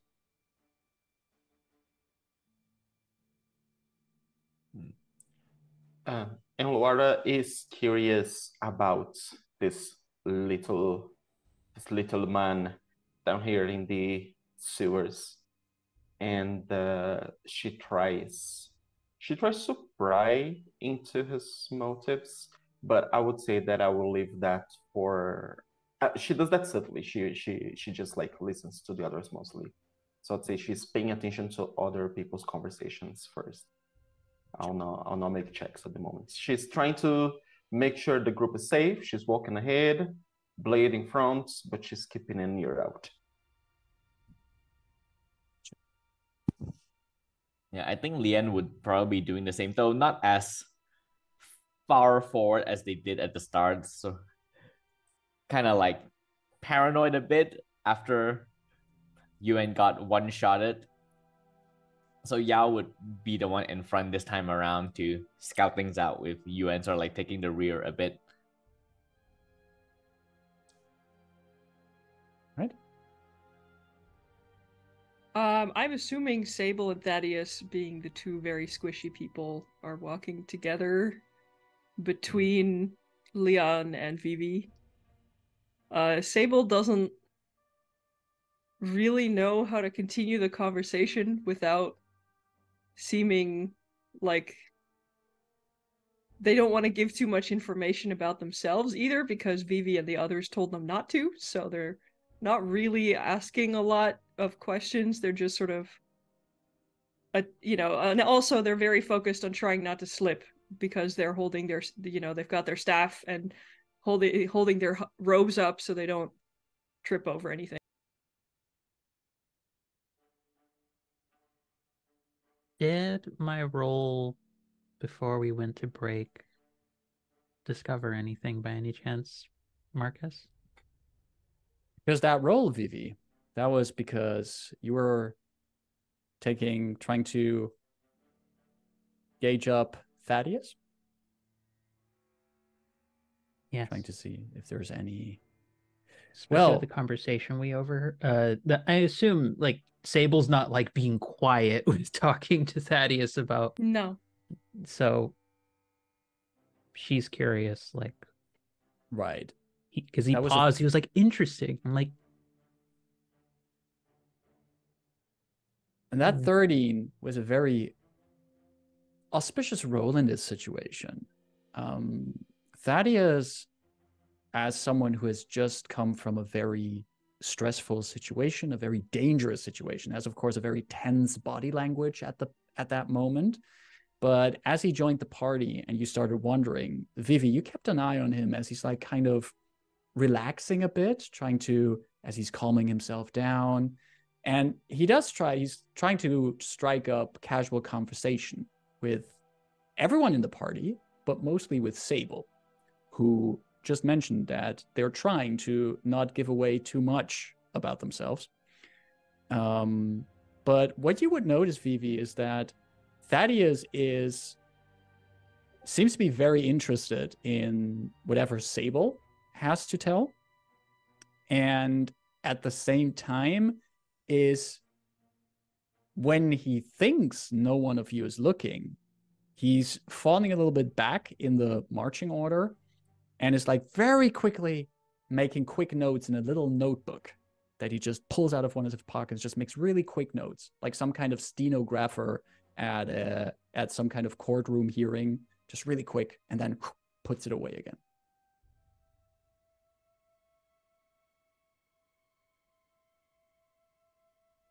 Thaddeus?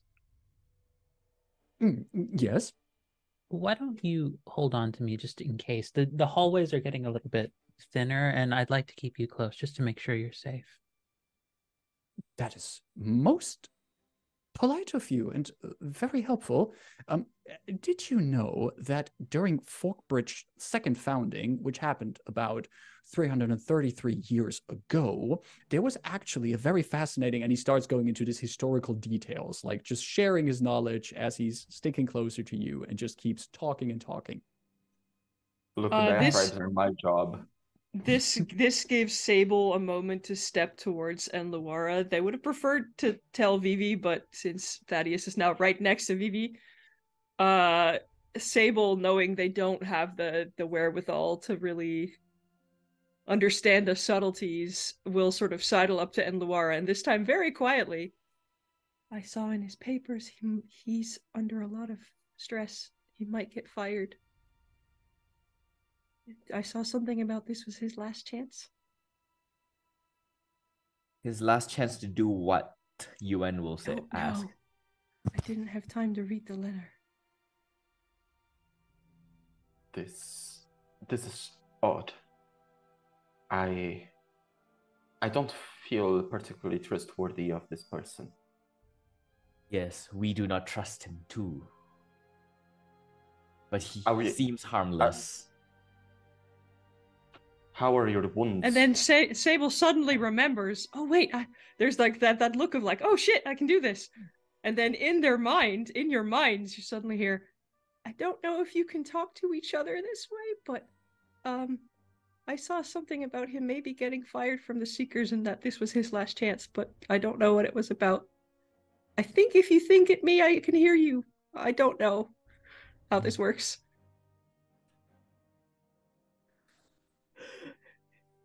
Yeah, I'll say Leanne will know how to utilize this because they telepathically communicate to each other all the time. And Laura thinks for a second and says, tell him, with your, she whispers like, just do it again, what you just did, but share it with him too. Perhaps we could goad him into talking. Is it a good idea to reveal I can do this? Well... Asking everyone in your minds. I am not sure, but the more we learn... And I leave it up to the GM to decide, can the others hear each other? Is it just Sable? I am just talking to Sable until this point. I don't... Okay. Marcus is looking for a D100 roll, isn't he? I mean, this is an excellent question. I'm just quickly... Sable, you get the idea that if you would want to, you could act as a kind of telepathic hub to them and basically put messages through and kind of allow them to directly talk to each other. Okay. I'm gonna say they do that, and then you each feel just a tiny bit of pressure behind your eye. I think you can all talk to each other now? Question mark. How and Laura is like, why can't I see words?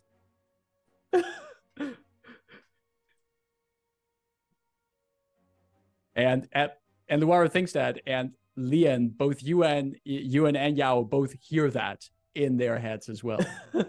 And Vivi. And Vivi, yeah, and Vivi also hears that, and Sable, of course.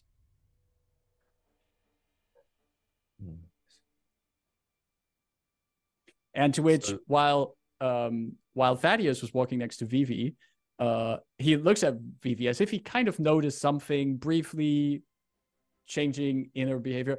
Is everything all right? It was 320 years ago, Thaddeus. Not 40. You know what? I think you are correct. Yes, I'm mixing up my events. Oh, it's just, this day has been rough so far. You do seem to take a lot of notes, though. I'd be surprised if you're one to make mistakes around those, considering how fervently you've been writing them, especially about my friend. There's he starts blushing, and he goes, I am a seeker. He tightens the grip around his arm, keeping him close. But there's enough implied by the, I'm not strong, but you are a twig man, and I will break you if you do anything messy. This is within your shots of everybody, or like within the mind? No, this is just whispered to Thaddeus. Yeah.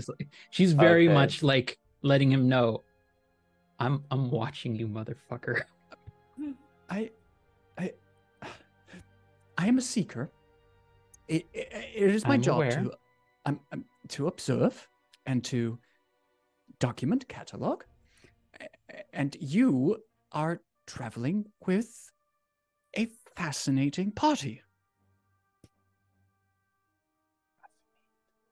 And it is also interesting that at a time of disturbance to the wellspring, you have also come here to investigate it.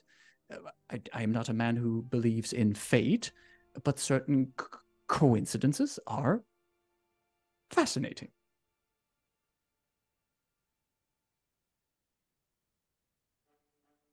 There's a bit of a pause. It's just long enough that I'm sure Thaddeus is probably like, what is she going to say? Like she waits just long enough for that. And there's an element of, Thaddeus, I hope you know that I don't particularly find you someone I think we need to worry too much about. I can rather enjoy the idea that people don't worry too much about me. There is a certain freedom in that. But I hope you are capable of figuring out whether or not you are watching something like someone who's looking at a pet in an enclosure, or if you are just looking with scholarly interest. Because if it is the former, we are going to have a problem. All right? And you get the feeling he's trying to formulate a sentence, and it's a completely different sentence than the one he's actually saying. Because what he says is, my apologies if I have offended you or your companions. I don't care very much about most manners and civility outside of what people ask me to care about. I care about how you will act. Words are easy to fake if your actions show that you are going to hurt my friends, especially Sable.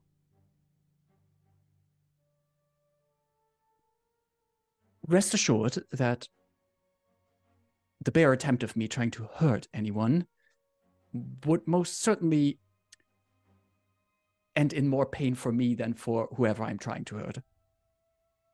I have a different skill set. But I also have a duty to fulfill. Then I'm sure we have nothing to worry about. She loosens the grip and like carries forward, but she does leave with one last comment before allowing plot progression to happen, because this is, well, charming conversation I do want us to carry on. I think she says something to the effect of, bear in mind, I've seen plenty of people who claim duty in the midst of doing terrible, terrible things. There's a reason I don't like being around people very much.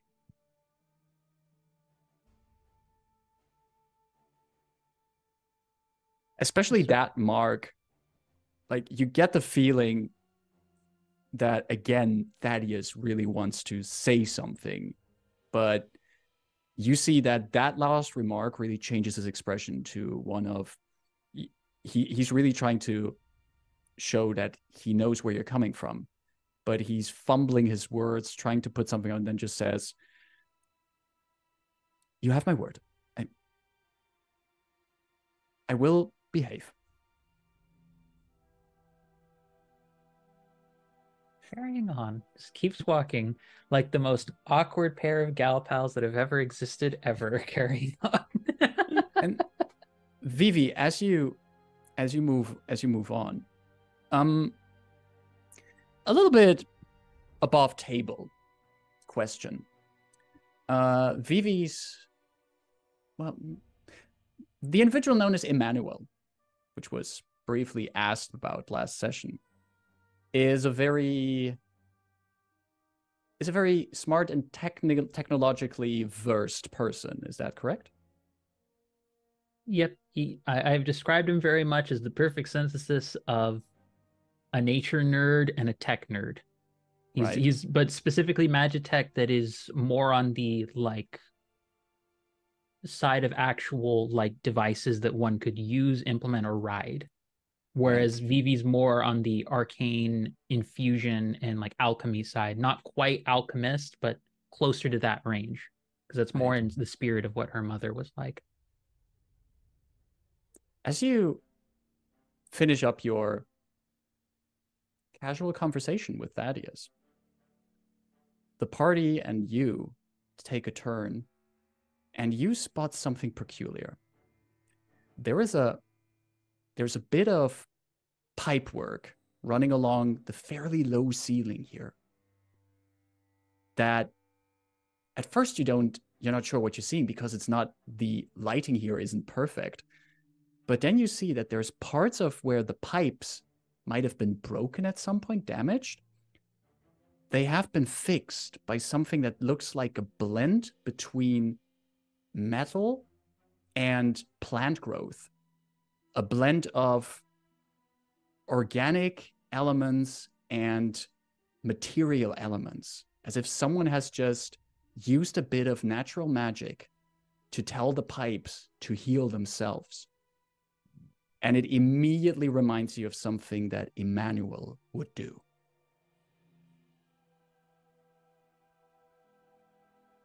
I think she lets go of Thaddeus and she stops and is like a noticeable pace away from folks, like having noticed it, like just stops in her track. What is it UN notices eventually?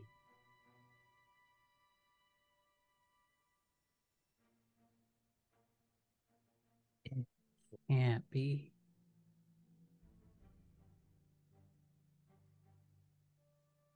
It can't be what? This is magical. She like points up. This isn't. This also isn't. This isn't natural, but it's also not purely magical. What?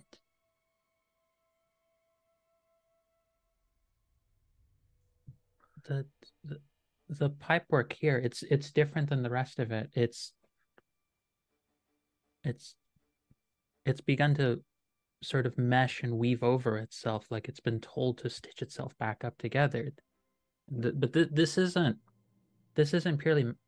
This is Magitech, but this is very much a spiritist inclined Magitech. What would he be doing here? Being a spiritist, will I be able to examine it deeply? I'm glad you asked, Enduara, because the moment that Vivi points that out and also describes this process of basically asking the metal to heal itself, you look at it and it's not entirely unlike what the people on your moon use to also fix things. Of course, there is more of a natural bend of where you come from, but this technique looks indeed, this has spiritist roots, spiritist magic roots, and is something you would have not expected in a place like this. And Luarda looks up and then she approaches like as far as as close as possible, because it's in the ceiling, right? She's like under it. And then she looks up and says, This is a technique this is inspired by techniques from Bloom. I have not seen such things outside of it. What does that inform us of our situation? Well, and she's very, very in contrast to how she normally tries to keep herself grounded. She's much more nervous and stuttering, and it's probably something. It's a kind of presentation of herself that she has never shown around anyone, and I'd say especially around Sable. It's probably very disorienting. Vivi does not show this side of herself, and she just starts like getting lost in it. But this is a technique that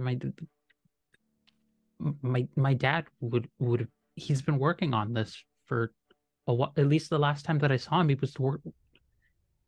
He was working on this. Vivi would very gently feel Sable's hand grasping her elbow, just above the elbow.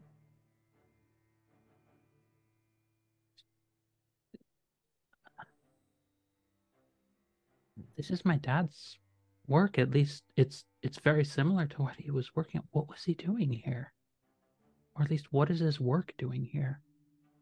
Has your father been to my home moon? I don't know. I don't know if he's.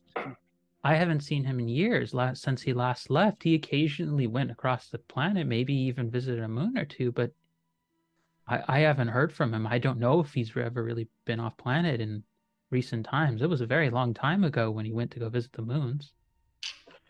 I would like to find out how recent this is. Want to see if that's how recent that melding is. Can you give me for that an insight plus willpower, please? Insight plus willpower, the 6 and the 8. Yes?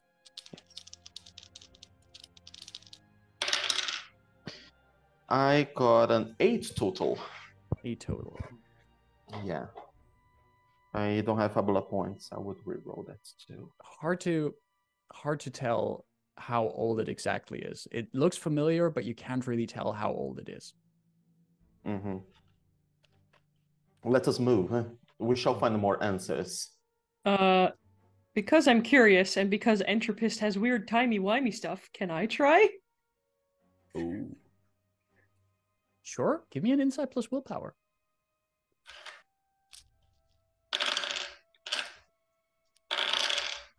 Not much better. That's a 9. Oh, I guess I can spend a Fabula point. Let's do that. What kind of trait do you invoke for that?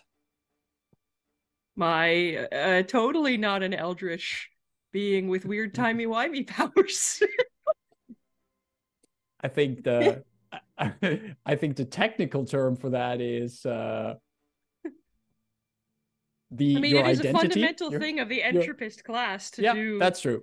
So entropy, basically, being an Entropist. Yeah. Also, with your identity, that would totally be okay. So yeah, sure. If you want to spend a Fabula point to reroll one of those dice.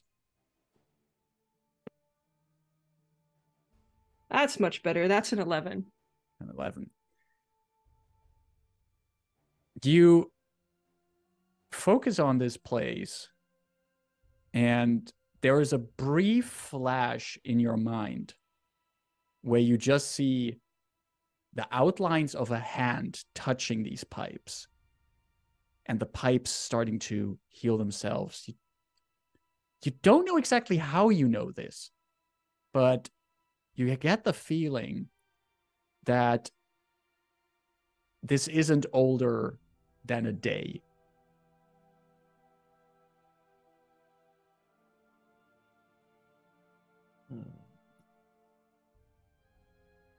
So Sable has sort of a purple flash very briefly in their eyes, and then they blink a few times and like, I think this might not be more than a day or two old. Then that brings the question. I look at Yuan looked at Vivi Yao also, sort of like out the corner of his eye. Is your father friend or foe?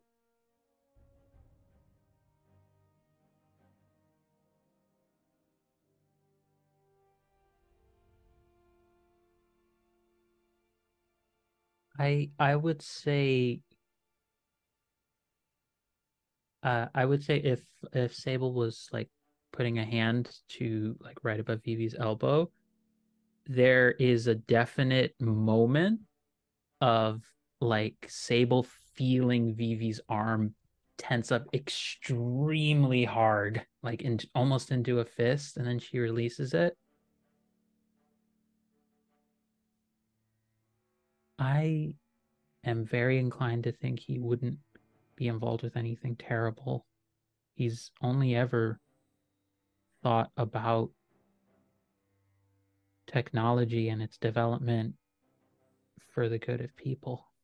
So I don't know why he would be involved with anything like this. He certainly has done grand things. All of you hear. And a little bit further down in the hallway, you see a figure standing.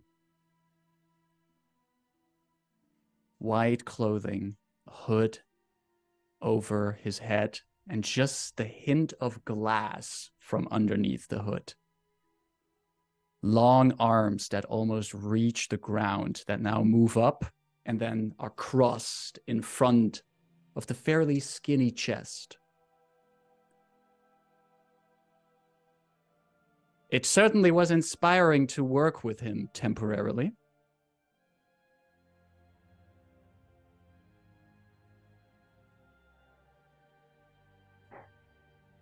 Vivi drops her pack and immediately has the bow out, knocked with an arrow, and is like, "What did you do with my father?" As Vivi does that, all of you gain a Fabula point because a villain has just entered the scene. So all of you can add 1 Fabula point. Okay. And the figure steps a little bit closer. You can see still that under this white hood, all you can make out is as if there's just glass underneath it. And the rest of the clothing is perfectly, immaculately white. This figure comes closer and says, "I have not done anything with him. Neither have any of my siblings.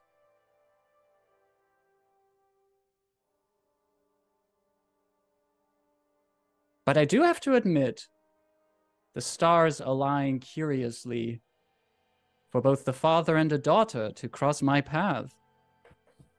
And, going by the description of you illustrious lot, you have crossed the path of one of my brothers before.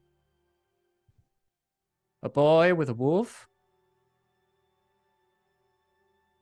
A regal entity. A curious woman, and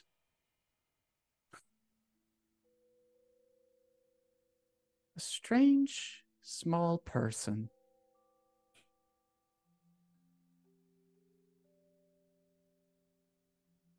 As I said, I can assure you, nothing happened to Emanuele, or at least while he was in my presence.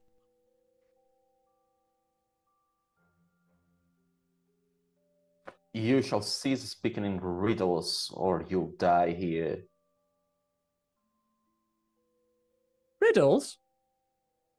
I do not find myself speaking in those. I am answering questions right now. We are just people here having a conversation in the depth close to the heart of this magnificent city. A heart that is beating and beating and thrumming in rhythm. A rhythm we shall soon change. And at that, Yao is gonna bare his teeth, growl, and pull out his spear again, ready to attack. And Yuan is going to speak from over his shoulder. What do you want with the... I keep forgetting what it's called. The wellspring. Wellspring. Yes. I was about to say spring well again. Oh my god. What do you want with the... What do you want with this wellspring? The glass face plate turns over towards the duo of Leon.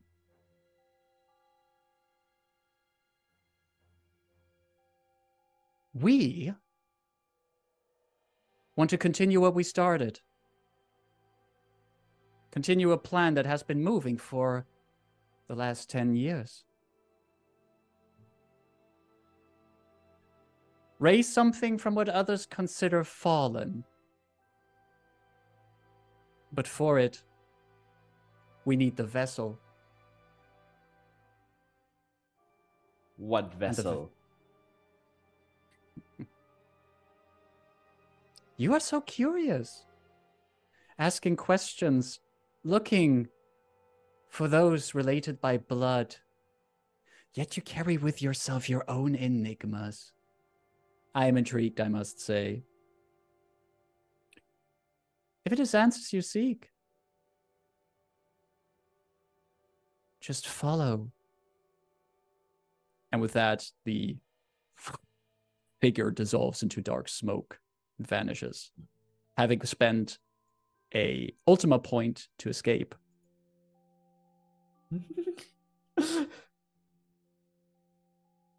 We must go to the wellspring now. I hate that circular language.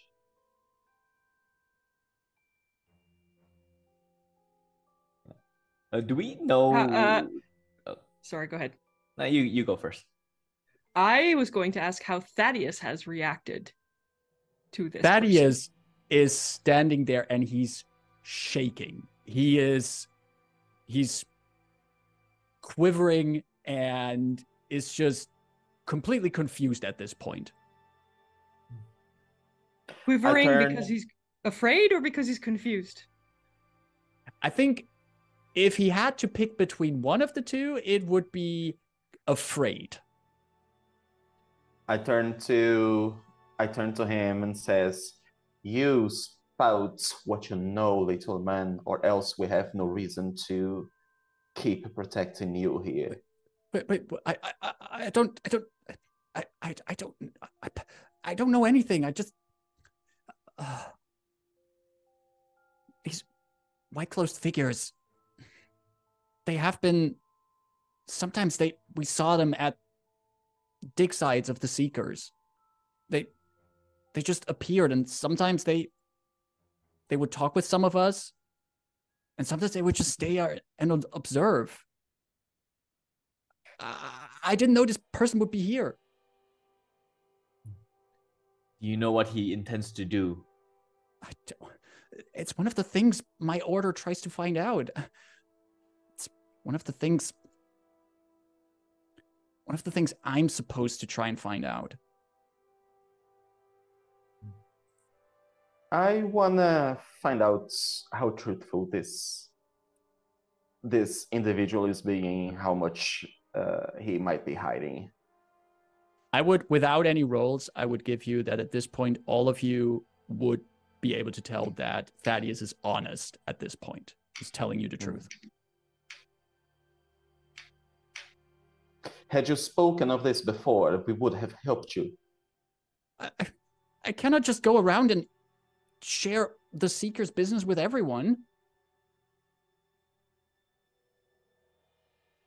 And Laura turns to the others and says, and this is the first time, like, and Laura is not being, like, a little off or accidentally goofy.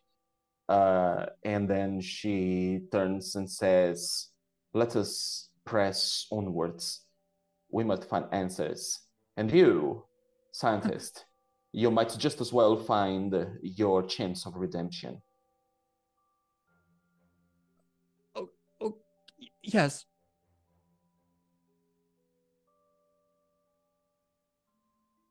And at this point, say like the confusion on his face, Sable's like, "Oh, that I think I figured out what Ed Laura is talking about now.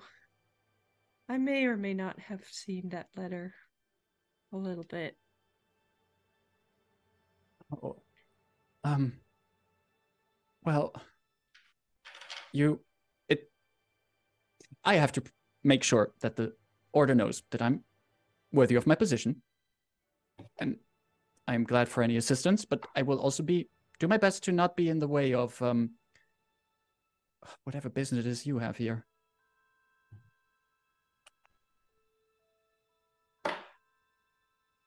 Well, we were sent to fix the wellspring, but it seems we have more business down here than that.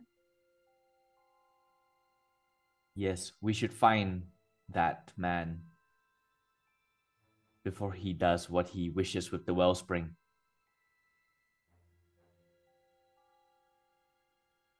The party presses on? Yes. Yep. yes. Unless someone has a reason to stay. You move further down. You notice the ground sloping downwards beneath your feet. The pipes and machinery around you become even more dense. And at more and more places, Now that you know what you need to look for, you see this natural melding of places where pipes were broken, where cables had to be attached. At some places, pressure valves have been replaced with a mixture of roots and steel. Some of them even have small flowers growing on them. And Lara gently touches one of the softest, growths and plucks the flower. There's actually, Luara, as you pick that flower, there's a scent coming from it. A scent that reminds you of home.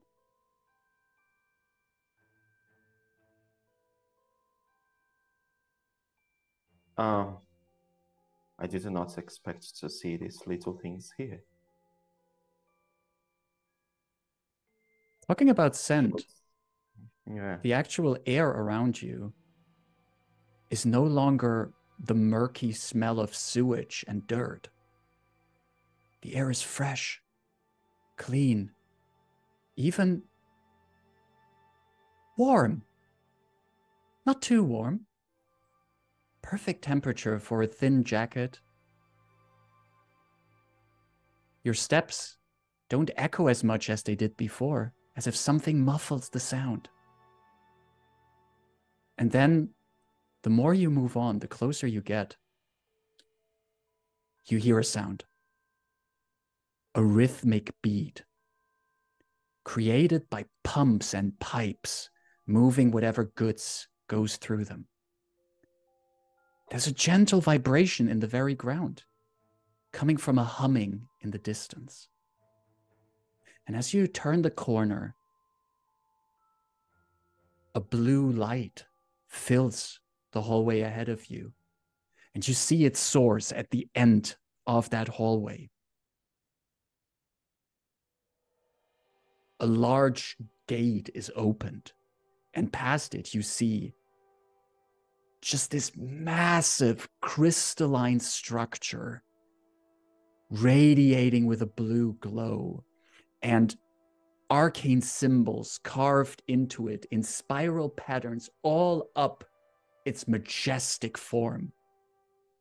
Attached to it are massive cables and pipes that seem to be inserted at important points to empower this source of distilled, coalesced aura. You are at the very root of the wellspring, and all of you can feel its magic radiating. You feel it in your chest. There is a warmth that comes into all of you. It is as if this crystal tells you that you're safe here. And all along these pipes and tubes, you see more places where they've been patched up. And flowers of all the colors of the rainbow adorn them.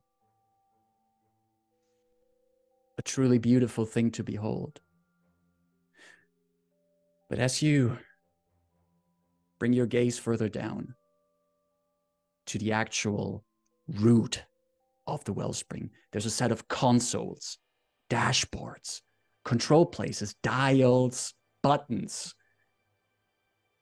Standing in front of them is again this white-robed figure, the hood up, the glass plate reflecting the blue light of the crystal.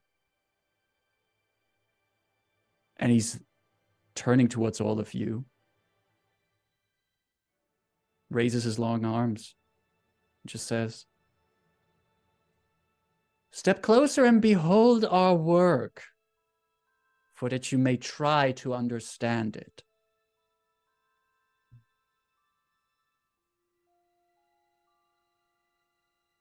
Are there well springs like this on the moons? The very nature of the well springs on Thea is that Thea is very rich in aura, in this natural vibrancy of magic. And there's a lot of places on Thea that have these kind of, well, a lot, but there are necessary places with these well springs. I would say there are definitely the moons also have places where there could be these kind of smaller well springs, but the very fact that the moons are further away from Aura means that they're way smaller than this. This is something of a size that Enluara probably hasn't seen before. And Laura, you know, strides. She doesn't stride. She just like she moves forward partially in awe of the visage, and also in like, you know, like answering to the beckons, and you know, she's like gripping firmly to her weapon, and as she approaches, she is like weary of this of this of this person, but yeah,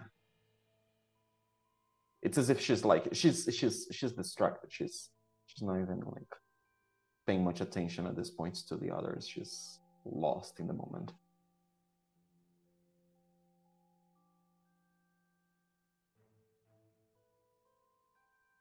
The rest of you do as you're given this invitation.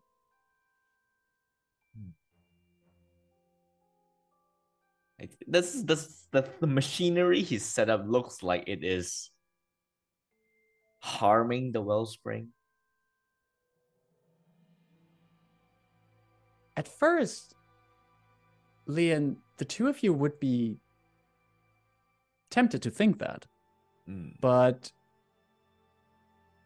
you get the impression that if it was hurting the wellspring, you would not be getting this warm sensation here. It is still welcoming, but you would also think that if someone would make changes to the machine, it might be capable to harm the wellspring.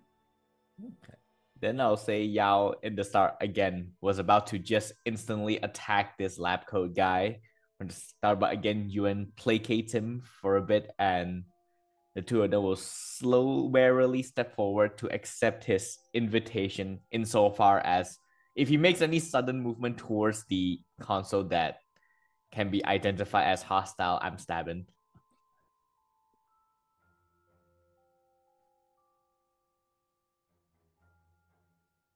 Go ahead. Again, I think it's clear pretty much to anyone who is looking at Vivi, there is such a mix of emotions happening on her face. There is a look of awe to getting to see one of these. I think she's maybe seen something like this being worked on before. It would have been like the kind of thing like a dad taking their kid to work to see something like I got special clearance today, honey, for you to see this. It would have been like one of those. So she's maybe seen this like a couple times in her life, but it's different. Like it's like if you're a musician who hears, if you're someone who's never learned to play an instrument and hears a song being played that you know is technically amazing, and then you come back to it years later when you've learned an instrument, learned how to play music and read music, and you know the complexity and it's like its vibrancy.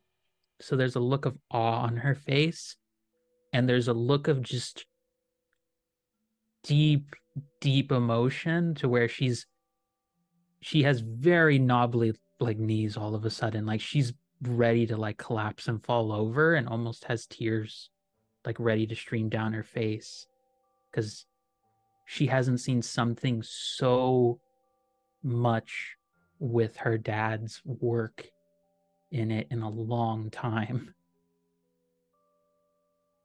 But there's also a look of like fury and trepidation looking at anyone like this being near it and could even remotely talk about hurting anything like this. For her, this is like the manifestation of the most beautiful thing in the world to her. She's barely keeping it together.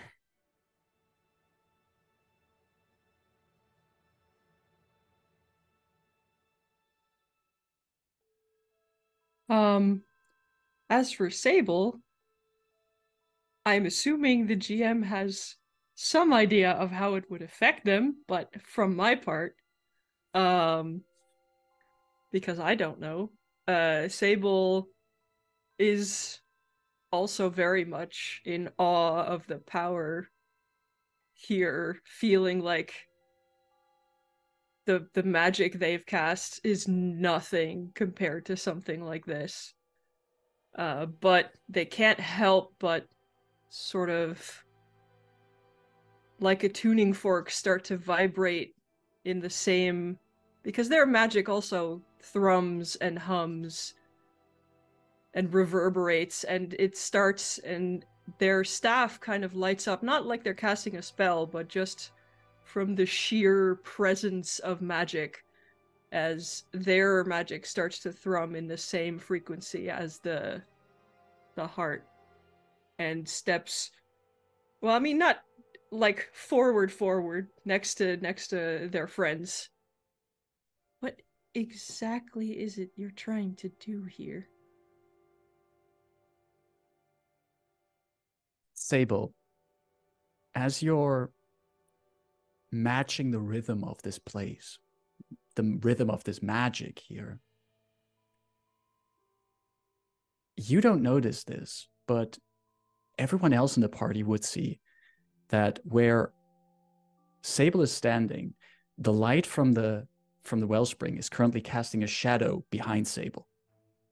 And slowly you see that instead of being a shadow of the exact shape of Sable, the outlines blur and become erratic. Just a bit of like a pool of blackness instead of a concrete shadow behind them. Answering to the question that Sable poses, the glass-faced person says, "We're calling. 10 years ago, we attempted something, and we thought we had failed. But what we did was step across the threshold. We now need to step fully inside and just awaken our guardians. That is what we do. That is what we will start doing here." And you see one of these elongated arms just snaps towards the console behind him. Leon, you have been keeping an eye already Yes. on this guy. It's just the arm slips towards him. What do you do in response? I'm gonna thrust my spear at it. I'm not gonna main. I don't know what he's doing, but his motion is too fast that I have to interpret it as potentially hostile. So I'm going to skewer him in the shoulder, not kill him, but yeah, just to stop his hand from reaching for the button. As you sling out with your spear and try to aim for this enemy, you see as your spear goes and you try to approach him,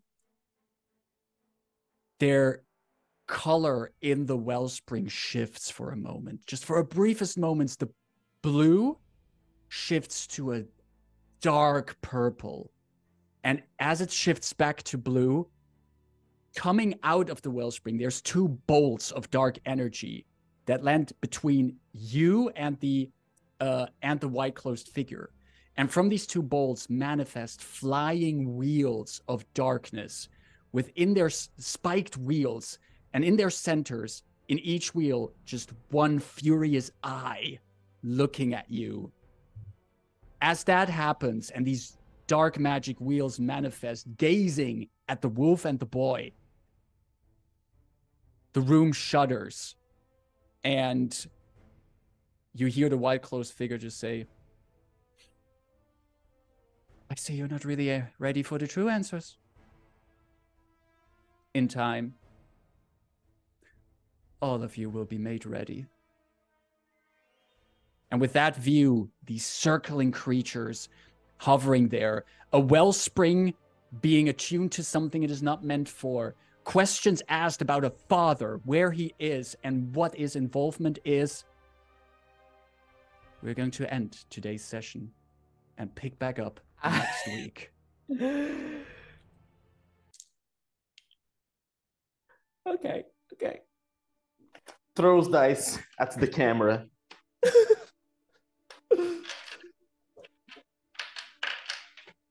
How's everybody doing? Lots of questions. Yeah, I was going to ask some clarifying questions there, but I Yes. guess that didn't happen.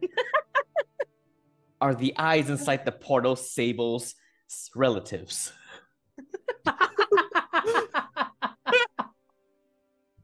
I mean, you certainly wouldn't know that in character, would you? Yeah, I won't. But you know. In character, they certainly Yo, don't look like families, Sable's pasta eyes right day. now. Family reunion. Pasta day. Oh boy. Angela, are you okay? In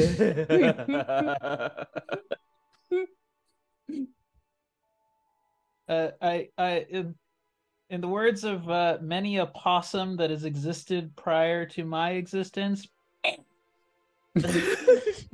that's it. That's my response to you. Also, alternatively, any images you've seen online of a possum going, "Mom, I'm scared, pick me up." Also that. Well, then maybe it's a good thing that we have until next week to recover a little bit. I certainly enjoyed having all of the party in action against all of these monsters that you fought today. Seeing you also move further forward in the story and having a little bit of revelations and more questions being asked. And I'm already excited for next week because I'm not going to tell you what I have in my notes, but I already have some stuff in my notes for next week, and I'm very excited to use it. So before we save our game for today and look up cute possum pictures online, I want to go around the table for everyone to quickly tell us who you are and plug yourself. And this time I'm just going to go around the table, starting in the overlays top left corner with Angela, who portrayed Vivi today. Hello there, lovely people. I'm Angela Lemos-Mogrovejo. I use she, her pronouns, and I have been playing Vivi Olmos, who's having a time, who is not like showing emotions in front of people. This is a time and a half and an extra half for good measure. You can find me most spaces Phoenix24 Femme, and also on Mondays here on the channel, where yesterday we, at the time of this show happening, yesterday we had our premiere of The Severed City, which is our Thirsty Sword Lesbians game, which has already gone into full political, like, local community housing issue thirsty mess of both toxic powers having been introduced and the group having a dynamic that can only be described as everybody is a hot mess, and this is great. Also awkward exes. So Oh, no. yeah, it's been a good time, and I'm looking forward to so many more sessions there and here. So that's me. Great to have you. Thank you for being here. Moving over to Gabriel as Enluara. Hey, folks. Wow, this has been a ride. And Angela, like, political issues I can face, but exes, oh gosh.